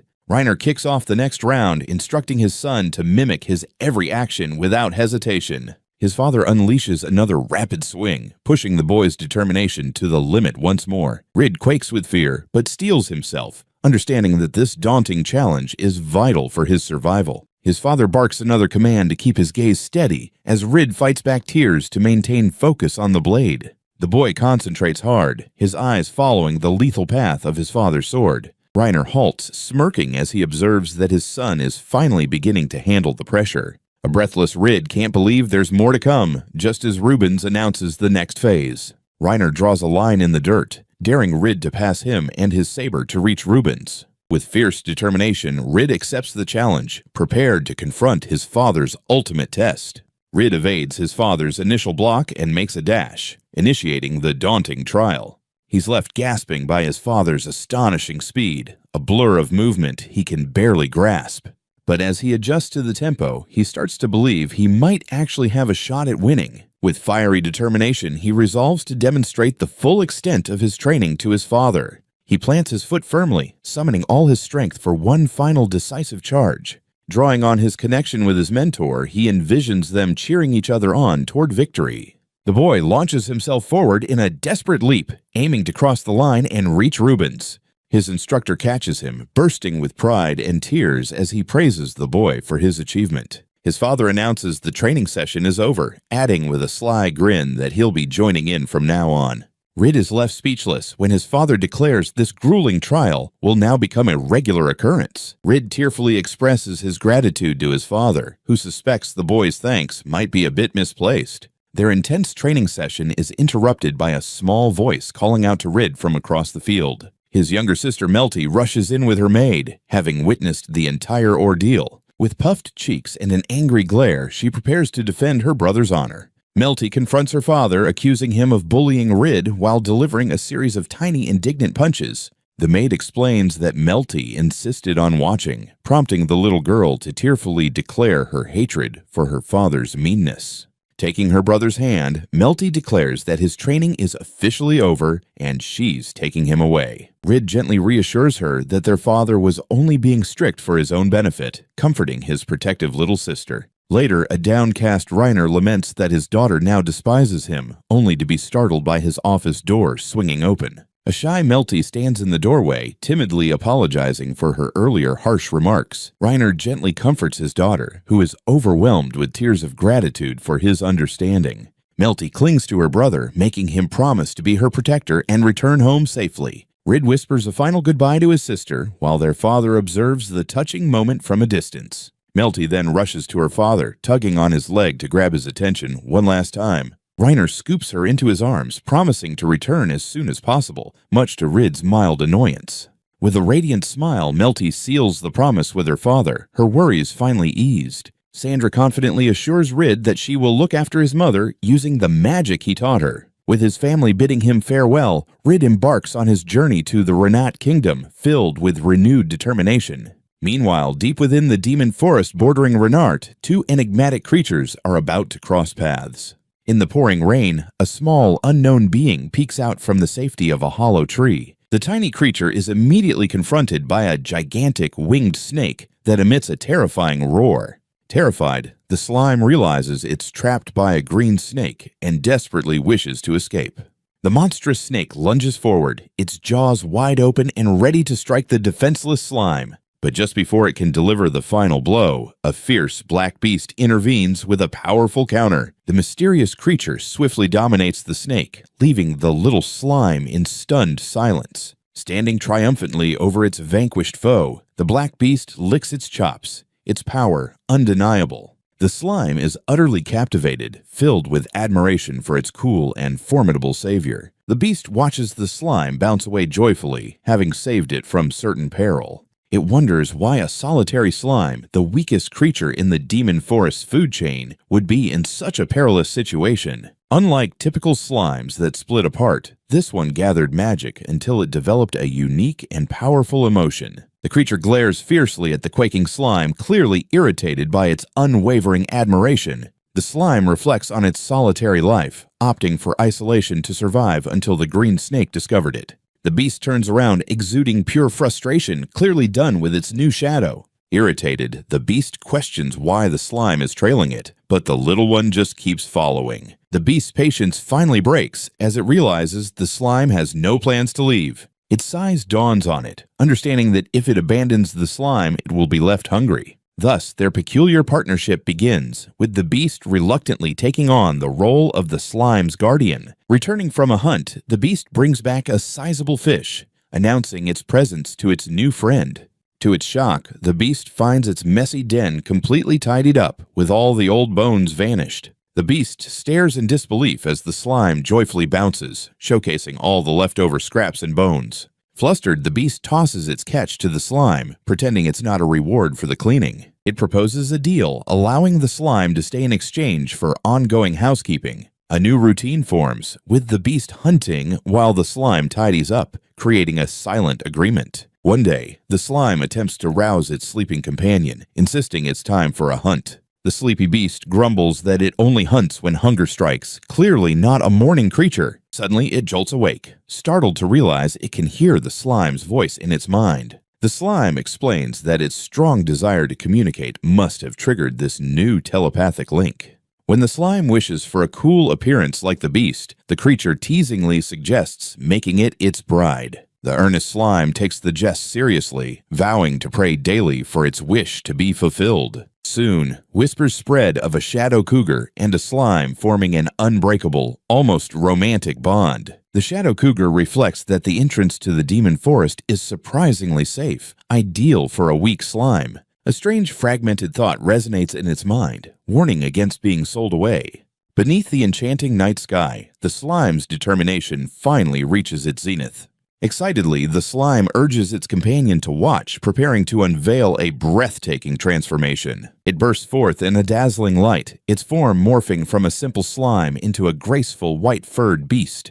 The newly formed creature opens its sharp, intelligent eyes, locking gazes with the astonished shadow cougar. The white beast inquires about its new appearance, leaving the black beast utterly speechless. The flustered shadow cougar concedes that the new form is adorable, prompting the white beast to remind it of their earlier promise. The scene transitions to a stunning humanoid figure emerging from a flower-filled field, identified solely as slime. The shadow cougar angrily affirms it remembers, stating it fell for the slime's heart, not its appearance, and wishes to repay its loyalty. The shadow cougar asks the white beast to be its partner and remain by its side forever. The beast asserts that the slime's form is irrelevant, its feelings will always remain unchanged. Overwhelmed with emotion, the white beast bursts into tears of unadulterated joy. The former slime affectionately nuzzles its new partner, expressing its profound love. Thus, the shadow cougar and the slime embarked on their peculiar, intertwined journey in the demon forest. The narrative hints that their paths will eventually intersect with a mysterious child before returning to a sleeping Rid. Back in the present, Rid's journey to Renart, alongside Christie and his knights, progresses smoothly. Upon reaching a stopover town, Rid is hit with a wave of motion sickness from the lengthy carriage ride. He collapses onto a bed, telling his attendant he needs to recuperate. Reclining in bed, Rid decides it's time to summon his other self, whispering the name, Memory. Rid requests Memory to seek information on Prince Rhines, recalling that the game featured character portraits of him. His doppelganger presents a mental image of the stern, dark elf prince, leaving Rid thoroughly impressed. Rid commits the prince's features to Memory, speculating that he might be a challenging sundry type. A knock at the door interrupts his focus, revealing a concerned Christie checking in on him. She offers him some special candies she crafted from herbs, explaining they alleviate motion sickness. Amazed by her kindness, Rid briefly envisions her as a radiant goddess for her thoughtful gesture. He gratefully accepts the candy, his spirits lifted and determination renewed for the journey ahead. Later, Rid gazes out the carriage window, announcing they've finally arrived at the Renard Kingdom's checkpoint. He recalls how the game featured thrilling side stories, realizing he's about to step into one. Standing guard at the gate is the very dark elf prince he just researched, ready to confront his rival. RID is instantly captivated by the prince's stylish hybrid uniform, blending Eastern and Western aesthetics. He admires Renate's distinctive culture, a fusion of traditional and contemporary styles that remind him of his previous life. His father's voice echoes in his mind, reminding him that this cultural blend stems from their alliance, urging him to take it all in. Peering out the window, RID feels a rush of joy at the sight of familiar rice paddies, a rare view outside Renata. A wave of nostalgia hits him, prompting thoughts of establishing a trade route to bring rice back home. As they near a grand castle, he steels himself, aware that the princess is waiting for him inside. The massive gates of their destination swing wide, signaling the official beginning of their diplomatic mission. A maid welcomes them at the entrance, stating their accommodations are ready and their host will arrive soon. A sharply dressed dark elf with a monocle introduces himself as Zack, their official guide for the visit. Rid is taken aback to see a familiar face, as Zack clarifies he's just a messenger who has helped them before. Zack mentions that their guest house has been crafted to reflect the style of Rid's homeland. Rid is astonished when Christie reveals their lodgings even feature a lavish hot spring.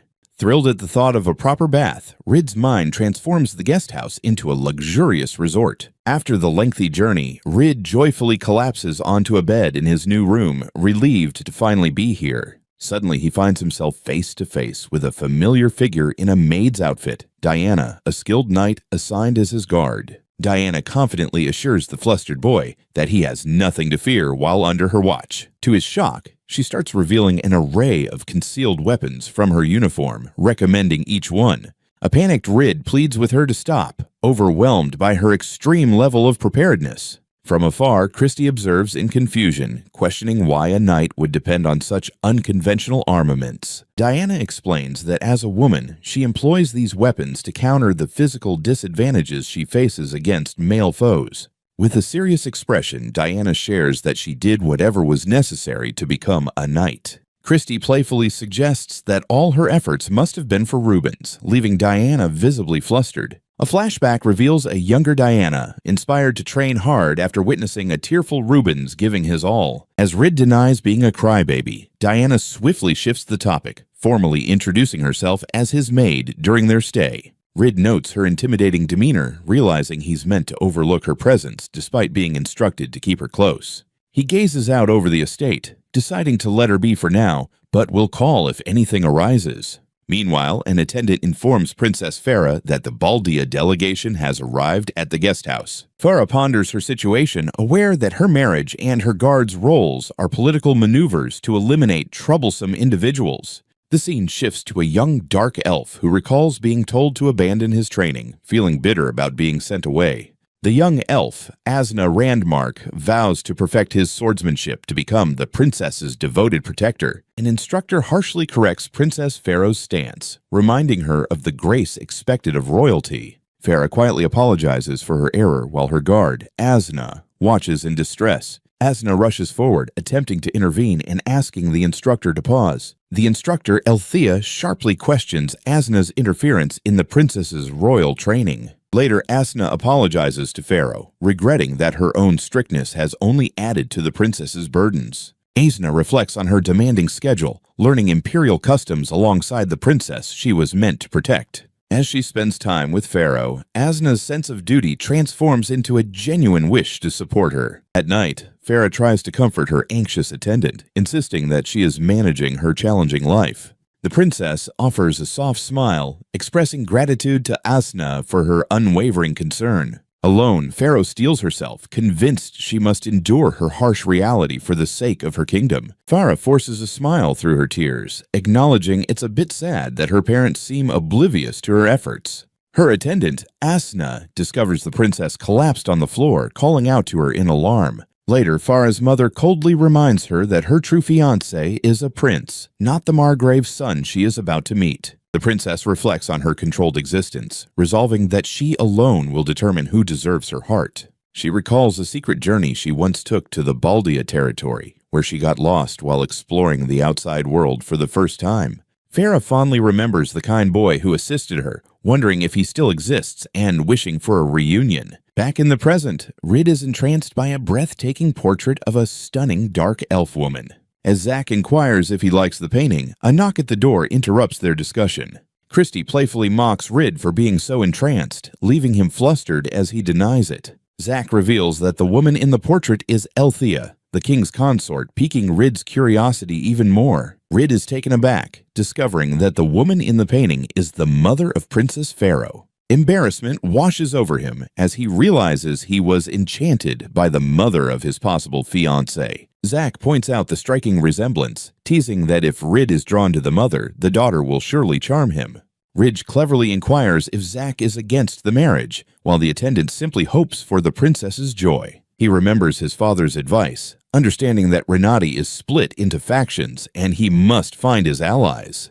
Testing the waters, Rid playfully asks if the princess matches her mother's beauty, admitting he might be smitten. He boldly requests Zack's backing, aiming to secure a strong ally within the Renart court. Zack contemplates the boy's daring request, his expression unreadable yet knowing. The attendant agrees to assist, and they solidify their secret partnership with a handshake. Observing from the sidelines, Christie reflects on Reiner's son being full of surprises and wonders about his intentions. Zack admires Rid's keen political acumen, finding himself influenced by the boy's bold appeal. The attendant is unveiled as Zack Liberton, head of his family and a relative of the king's consort, Althea. It's revealed that Zack secretly oversees Renart's intelligence operations, reporting directly to the king. Rid sits opposite the spymaster, weighing the significance of his new formidable ally's promise. With their alliance established, Zack redirects the discussion to the main event, Rid's meeting with the king.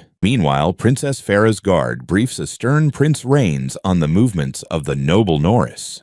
Norris expresses gratitude to the prince for accepting his proposal, confirming their secret plan is progressing smoothly. The prince is entangled in family drama, clashing with his father over the consort, Althea. A flashback reveals that Rains and Farah are half-siblings, and Norris intends to exploit his ties to the queen to manipulate the prince. The court's intricate loyalties are exposed, showing the emperor's affection for Althea, who harbors disdain for Prince Rhine. Prince Rains remembers how his mother's sorrow has always burdened him. Fury boils within him as he vows never to be a king like his father, whom he blames for her suffering. Norris seizes on the prince's rage, pledging his support in a strategy to control both the king and the consort. Norris delivers a final chilling piece of advice, tightening his grip on the determined yet naive prince. The prince walks alone, his determination solidifying as he accepts Norris's assistance, all to protect his sister. In the shadows, a covert agreement is made, as an operative acknowledges their orders with a subtle nod. The spy master's superior requests an update on the prince, checking the status of their plot. Norris smirks, confirming that everything is unfolding as planned, eagerly anticipating the arrival of the country bumpkin from Baldea. The focus shifts to Princess Farah, who anxiously inspects her new Western-style dress, finding it unfamiliar. Her attendant Asna reassures her that the dress looks lovely, earning a shy yet grateful smile from the young princess. Princess Farah hopes her graceful appearance will be enough to impress her prospective suitor. Her devoted guard, Asna, eagerly assures her that it absolutely will. Neil stands before the princess, praising her breathtaking appearance and promising she will enchant her guest. A relieved Pharaoh readies herself, just as a knock at the door signals an unexpected visitor. Farah's mother, the consort Althea, enters with a serious expression, and the princess quickly thanks her for the dress. Althea coldly reminds her daughter that this suitor is a commoner, not her true royal fiancé. The consort explains that this meeting is merely a trial to assess Farah's worth for a more significant future marriage. As Althea leaves, Asna rushes to Farah's side, concerned for the visibly shaken princess. Asna reassures the princess that she will encounter many candidates, but the final decision will rest solely with her. With a confident tip of her hat, Asna reaffirms her unwavering belief in the princess's judgment. Farah inquires if her guard knows anything about her suitor, but Asna only knows his name. The princess beams, touched by her attendant's kindness and steadfast support. Gazing out the window, Farah thoughtfully repeats Rid's name, a flicker of recognition in her eyes. Meanwhile, the noble Norris approaches the king, seeking permission to advance with their covert plan. Rid's face flashes in his mind as Norris contemplates testing whether this country boy is worthy of their princess. The king grants Norris full authority, who gratefully accepts and vows to manage all the arrangements. With a final reminder to show respect, the king dismisses Norris, who confidently agrees before leaving. Alone, the king reveals his true ambition, to use this marriage to elevate Renati's standing, despite his court's underestimation. Back in his room, Rid touches his cheek, steeling himself for the upcoming formal meeting. He carefully inspects his reflection in the mirror, ensuring he appears presentable for his audience with royalty. Diana, his maid, playfully mocks him, claiming he resembles a young lady ready to greet a prince. A flustered Rid calls out her name, utterly mortified by the comparison. With a smirk, she inquires why he's been nervously checking his reflection all morning. Christy chimes in, encouraging him to embrace his good looks, but Rid shyly insists his formal attire is merely for show. She teasingly pinches his cheek, quipping that if he were a girl, she would have swept him off his feet already. Their playful banter is interrupted when Zack arrives, announcing it's time for the audience and that Reiner is waiting. As they walk, Zack discreetly begins to update Rid on the current political situation, sharing insights from his network. He discloses that a noble named Norris leads the opposition, seemingly having Prince Rein under his thumb. Rid expresses gratitude for the crucial intel, immediately inquiring about consort Elthea's role in the power dynamics. Zack speculates that Elthea's true intentions diverge from Norris's, suggesting she currently maintains a neutral stance. Zack points out that the main hurdle is Prince Rains, who is entirely under Norris's manipulative influence. Rid wonders how to approach the prince, contemplating whether to win him over as a potential brother-in-law. Zack leans closer, a sly grin on his face, proposing a daring strategy to undermine the prince's confidence. The spy master clarifies that trying to reason with the prince is pointless, while he's infatuated with Norris's schemes. Zack explains that the prince is emotionally volatile, ensnared in a web of contradictions they can exploit. He reassures Rid that this plan has the backing of Renard's pro-alliance nobles, promising to manage the political fallout. Zack then presents a token symbolizing the trust he places in Rid, whom he now regards as a valuable ally. Rid realizes this high-stakes political game is the ideal chance to demonstrate his capabilities. Rid presses for the reason behind the prince's allegiance, but Zack humbly states he cannot disclose such sensitive details. Their conversation concludes as they arrive for the audience, immediately confronted by an impatient, shouting figure. Rid expresses gratitude to the spy master for their lengthy discussion, asking if he will join them for the audience. Zack offers a mysterious smile, saying he looks forward to witnessing Rid's performance, leaving the boy puzzled. Their carriage approaches the main castle, a colossal strategic stronghold where the king awaits. At the entrance, a dark elf guard formally verifies the identity of the Baldia delegation. Reiner calmly confirms their identity and formally requests an audience with the king. The guard informs them of the protocol. All visitors must relinquish their weapons before entering the king's presence. Rid and his entourage stand resolute, their expressions hardening as they brace for the impending confrontation. Reiner decides to proceed with only Rid, Rubens, and Diana, instructing the rest of their group to remain behind. As they traverse a corridor adorned with stunning traditional architecture, Rid is told to leave his belongings behind. Two maids in exquisite kimonos slide open the final doors, announcing that the royal court awaits them inside. Rid's party steps into the grand audience hall, greeted by the stern-faced members of the Renata court. The dark elf nobles observe the newcomers with cold, calculating gazes. Rid stands alongside his father and their guards, presenting a united and determined front. From the shadows, the court examines them with a blend of curiosity and disdain. Reiner gestures for them to move forward, guiding his son into the heart of the political arena. As they walk, Rid notices a subtle yet deliberate detail that feels out of place. He suddenly realizes that only one chair has been set up for their entire delegation. A smug noble explains this was intentional, a calculated slight to acknowledge only Reiner's status. Reiner turns to his son, silently inquiring how he wishes to react to this overt disrespect. With a confident look, Rid assures his father he can manage it, ready to confront the challenge head-on. Rid senses his father is seething with anger over the blatant insult. He glances at his father, unfazed by the hostility, and cheekily wonders if they simply dislike him. Behind him, his two guards are visibly enraged, prepared to defend his honor against the court's affront. He quickly gestures for his overprotective guards to calm down, relieved when they reluctantly comply. His father instructs him to bow his head and wait, and Rid dutifully follows the order. Reiner formally announces their delegation from the Baldi Amar Gravat, presenting themselves before the silent, watchful court. The King of Renard finally speaks, commanding the entire delegation to lift their heads. Rid raises his head to see the King of Renard on his throne, flanked by his consort Elthea, Prince Rhines, and Princess Pharaoh. His gaze meets the hostile glare of Prince Rains and the wide, curious eyes of Princess Pharaoh. Unfazed, Rid meets their stares, his expression a mask of calm and unwavering determination. The Renard monarch greets Reiner with formality. recognizing their long-standing relationship from his throne. Reiner responds with respectful humility, while Rid sizes up the Dark Elf King for the first time. The king expresses his eagerness to meet the boy who could wed his daughter, asking Reiner to introduce him.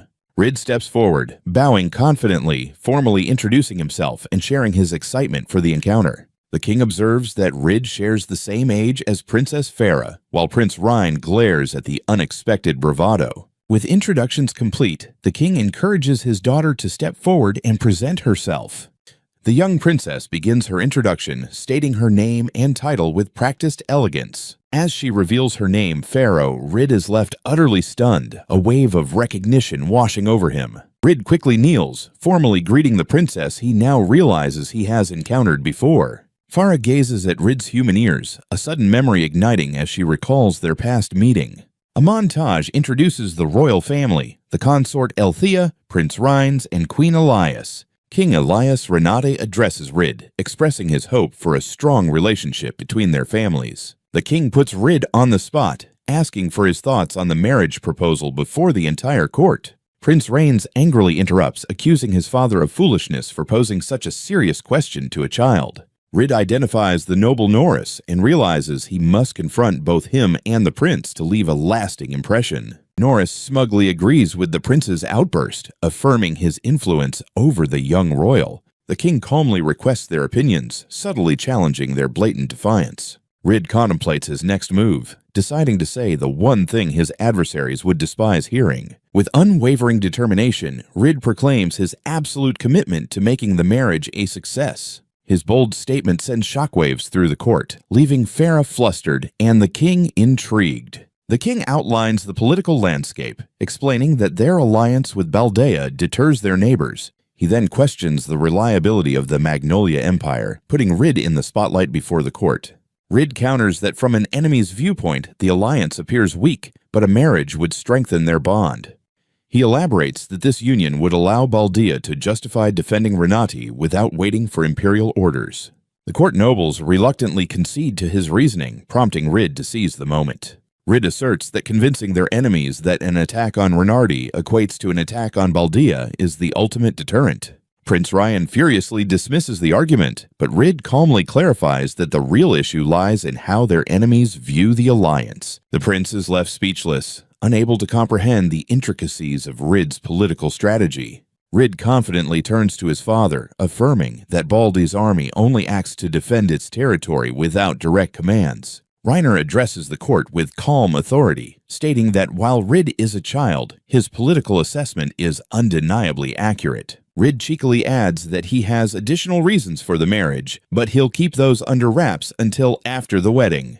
The king bursts into laughter, completely taken aback by the boy's audacious and clever retort. He muses that Reiner's son is a disturbingly unconventional heir, one who could become a formidable adversary. An infuriated Prince Ryan shouts at his father, dismissing Rid's argument as childish nonsense. The king calmly advises his son to widen his perspective, noting even Reiner acknowledges the boy's sound reasoning. The humiliated prince can only bow his head in silent rage, forced to concede the argument. The king recognizes Rid's sharp intellect, but wonders if his words are supported by martial skill. He then challenges Rid to demonstrate his worth, not just through words, but by showcasing his combat abilities. The scene transitions to a grand arena, setting the stage for the unexpected physical challenge.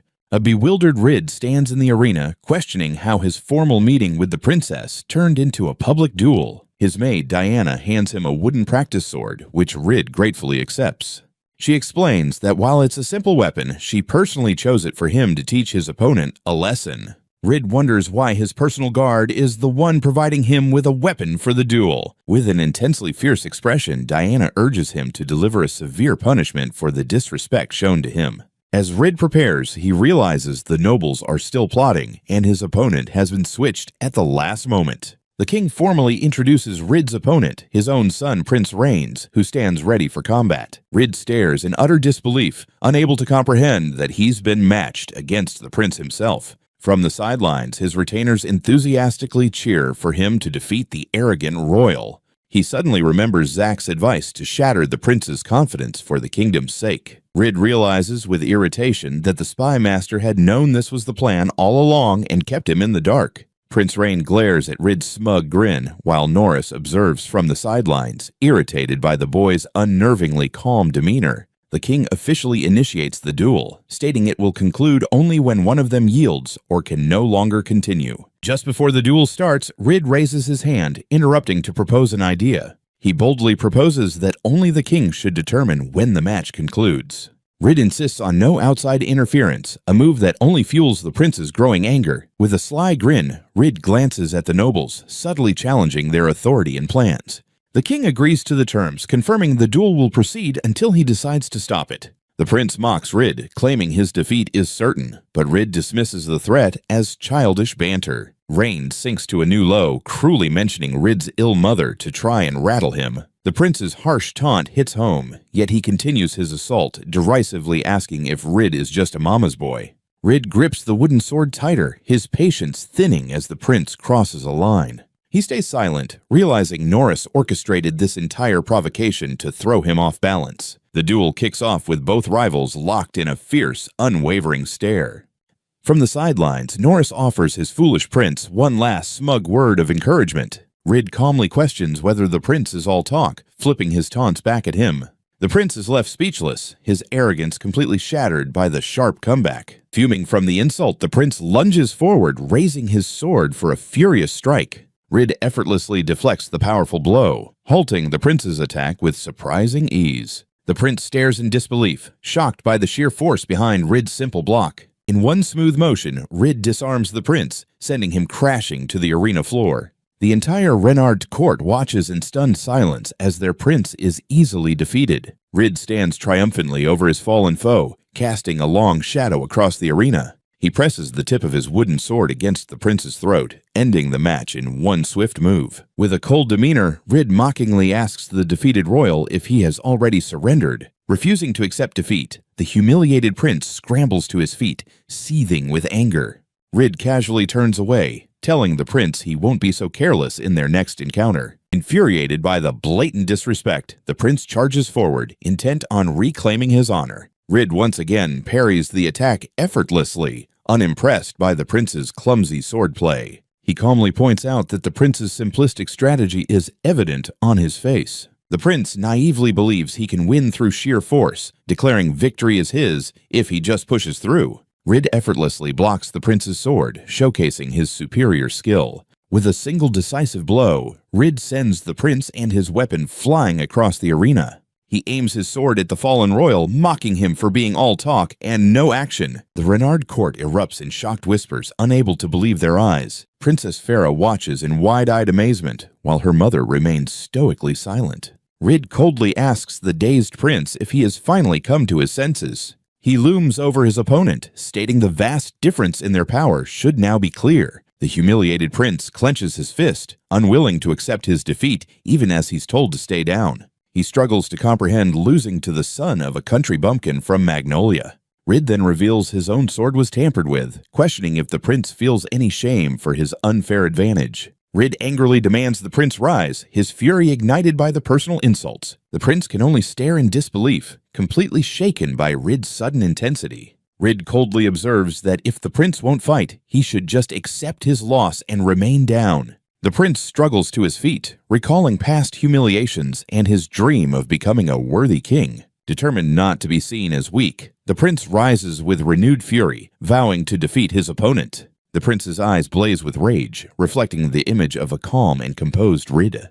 Rid notices the shift in his opponent's gaze, ready to confront the prince's reckless, renewed assault. As they clash again, Norris observes from the sidelines with a cold, calculating expression. Rid once more outmaneuvers the prince, delivering a powerful strike that sends him reeling. The prince is sent flying, his face a mask of utter shock at being so thoroughly overpowered. Princess Farah and her guard stand in shocked silence as Rid completely takes control of the duel. The princess grapples with the reality of her brother's total defeat, while her guard admires Rid's strength. The prince lies vanquished, understanding that the disparity in their skills should have concluded the match long ago. Asna clarifies Rid's true intention to showcase his might without either losing or utterly overpowering the prince. A noble in the stands realizes they can only await the king's ultimate decision. Under the arena's spotlight, Rid ponders whether he should compel the prince to acknowledge his defeat. Princess Pharaoh beams with relief, understanding that Rid fights without any malicious intent. Asna discerns Rid's aim to impart a lesson to the prince, but her intense focus captures the princess's attention. The prince recalls being disarmed and held at sword point repeatedly, his humiliation intensifying. Rid is taken aback by the prince's unexpected tenacity and once more asks the defiant royal if he's ready to concede. The prince yells in exasperation, labeling Rid a monster as he struggles against the overwhelming force. Rid coolly refutes the monster label, suggesting instead that he embodies something far more frightening. He leans closer, proposing that from the prince's viewpoint, he must appear as a demon.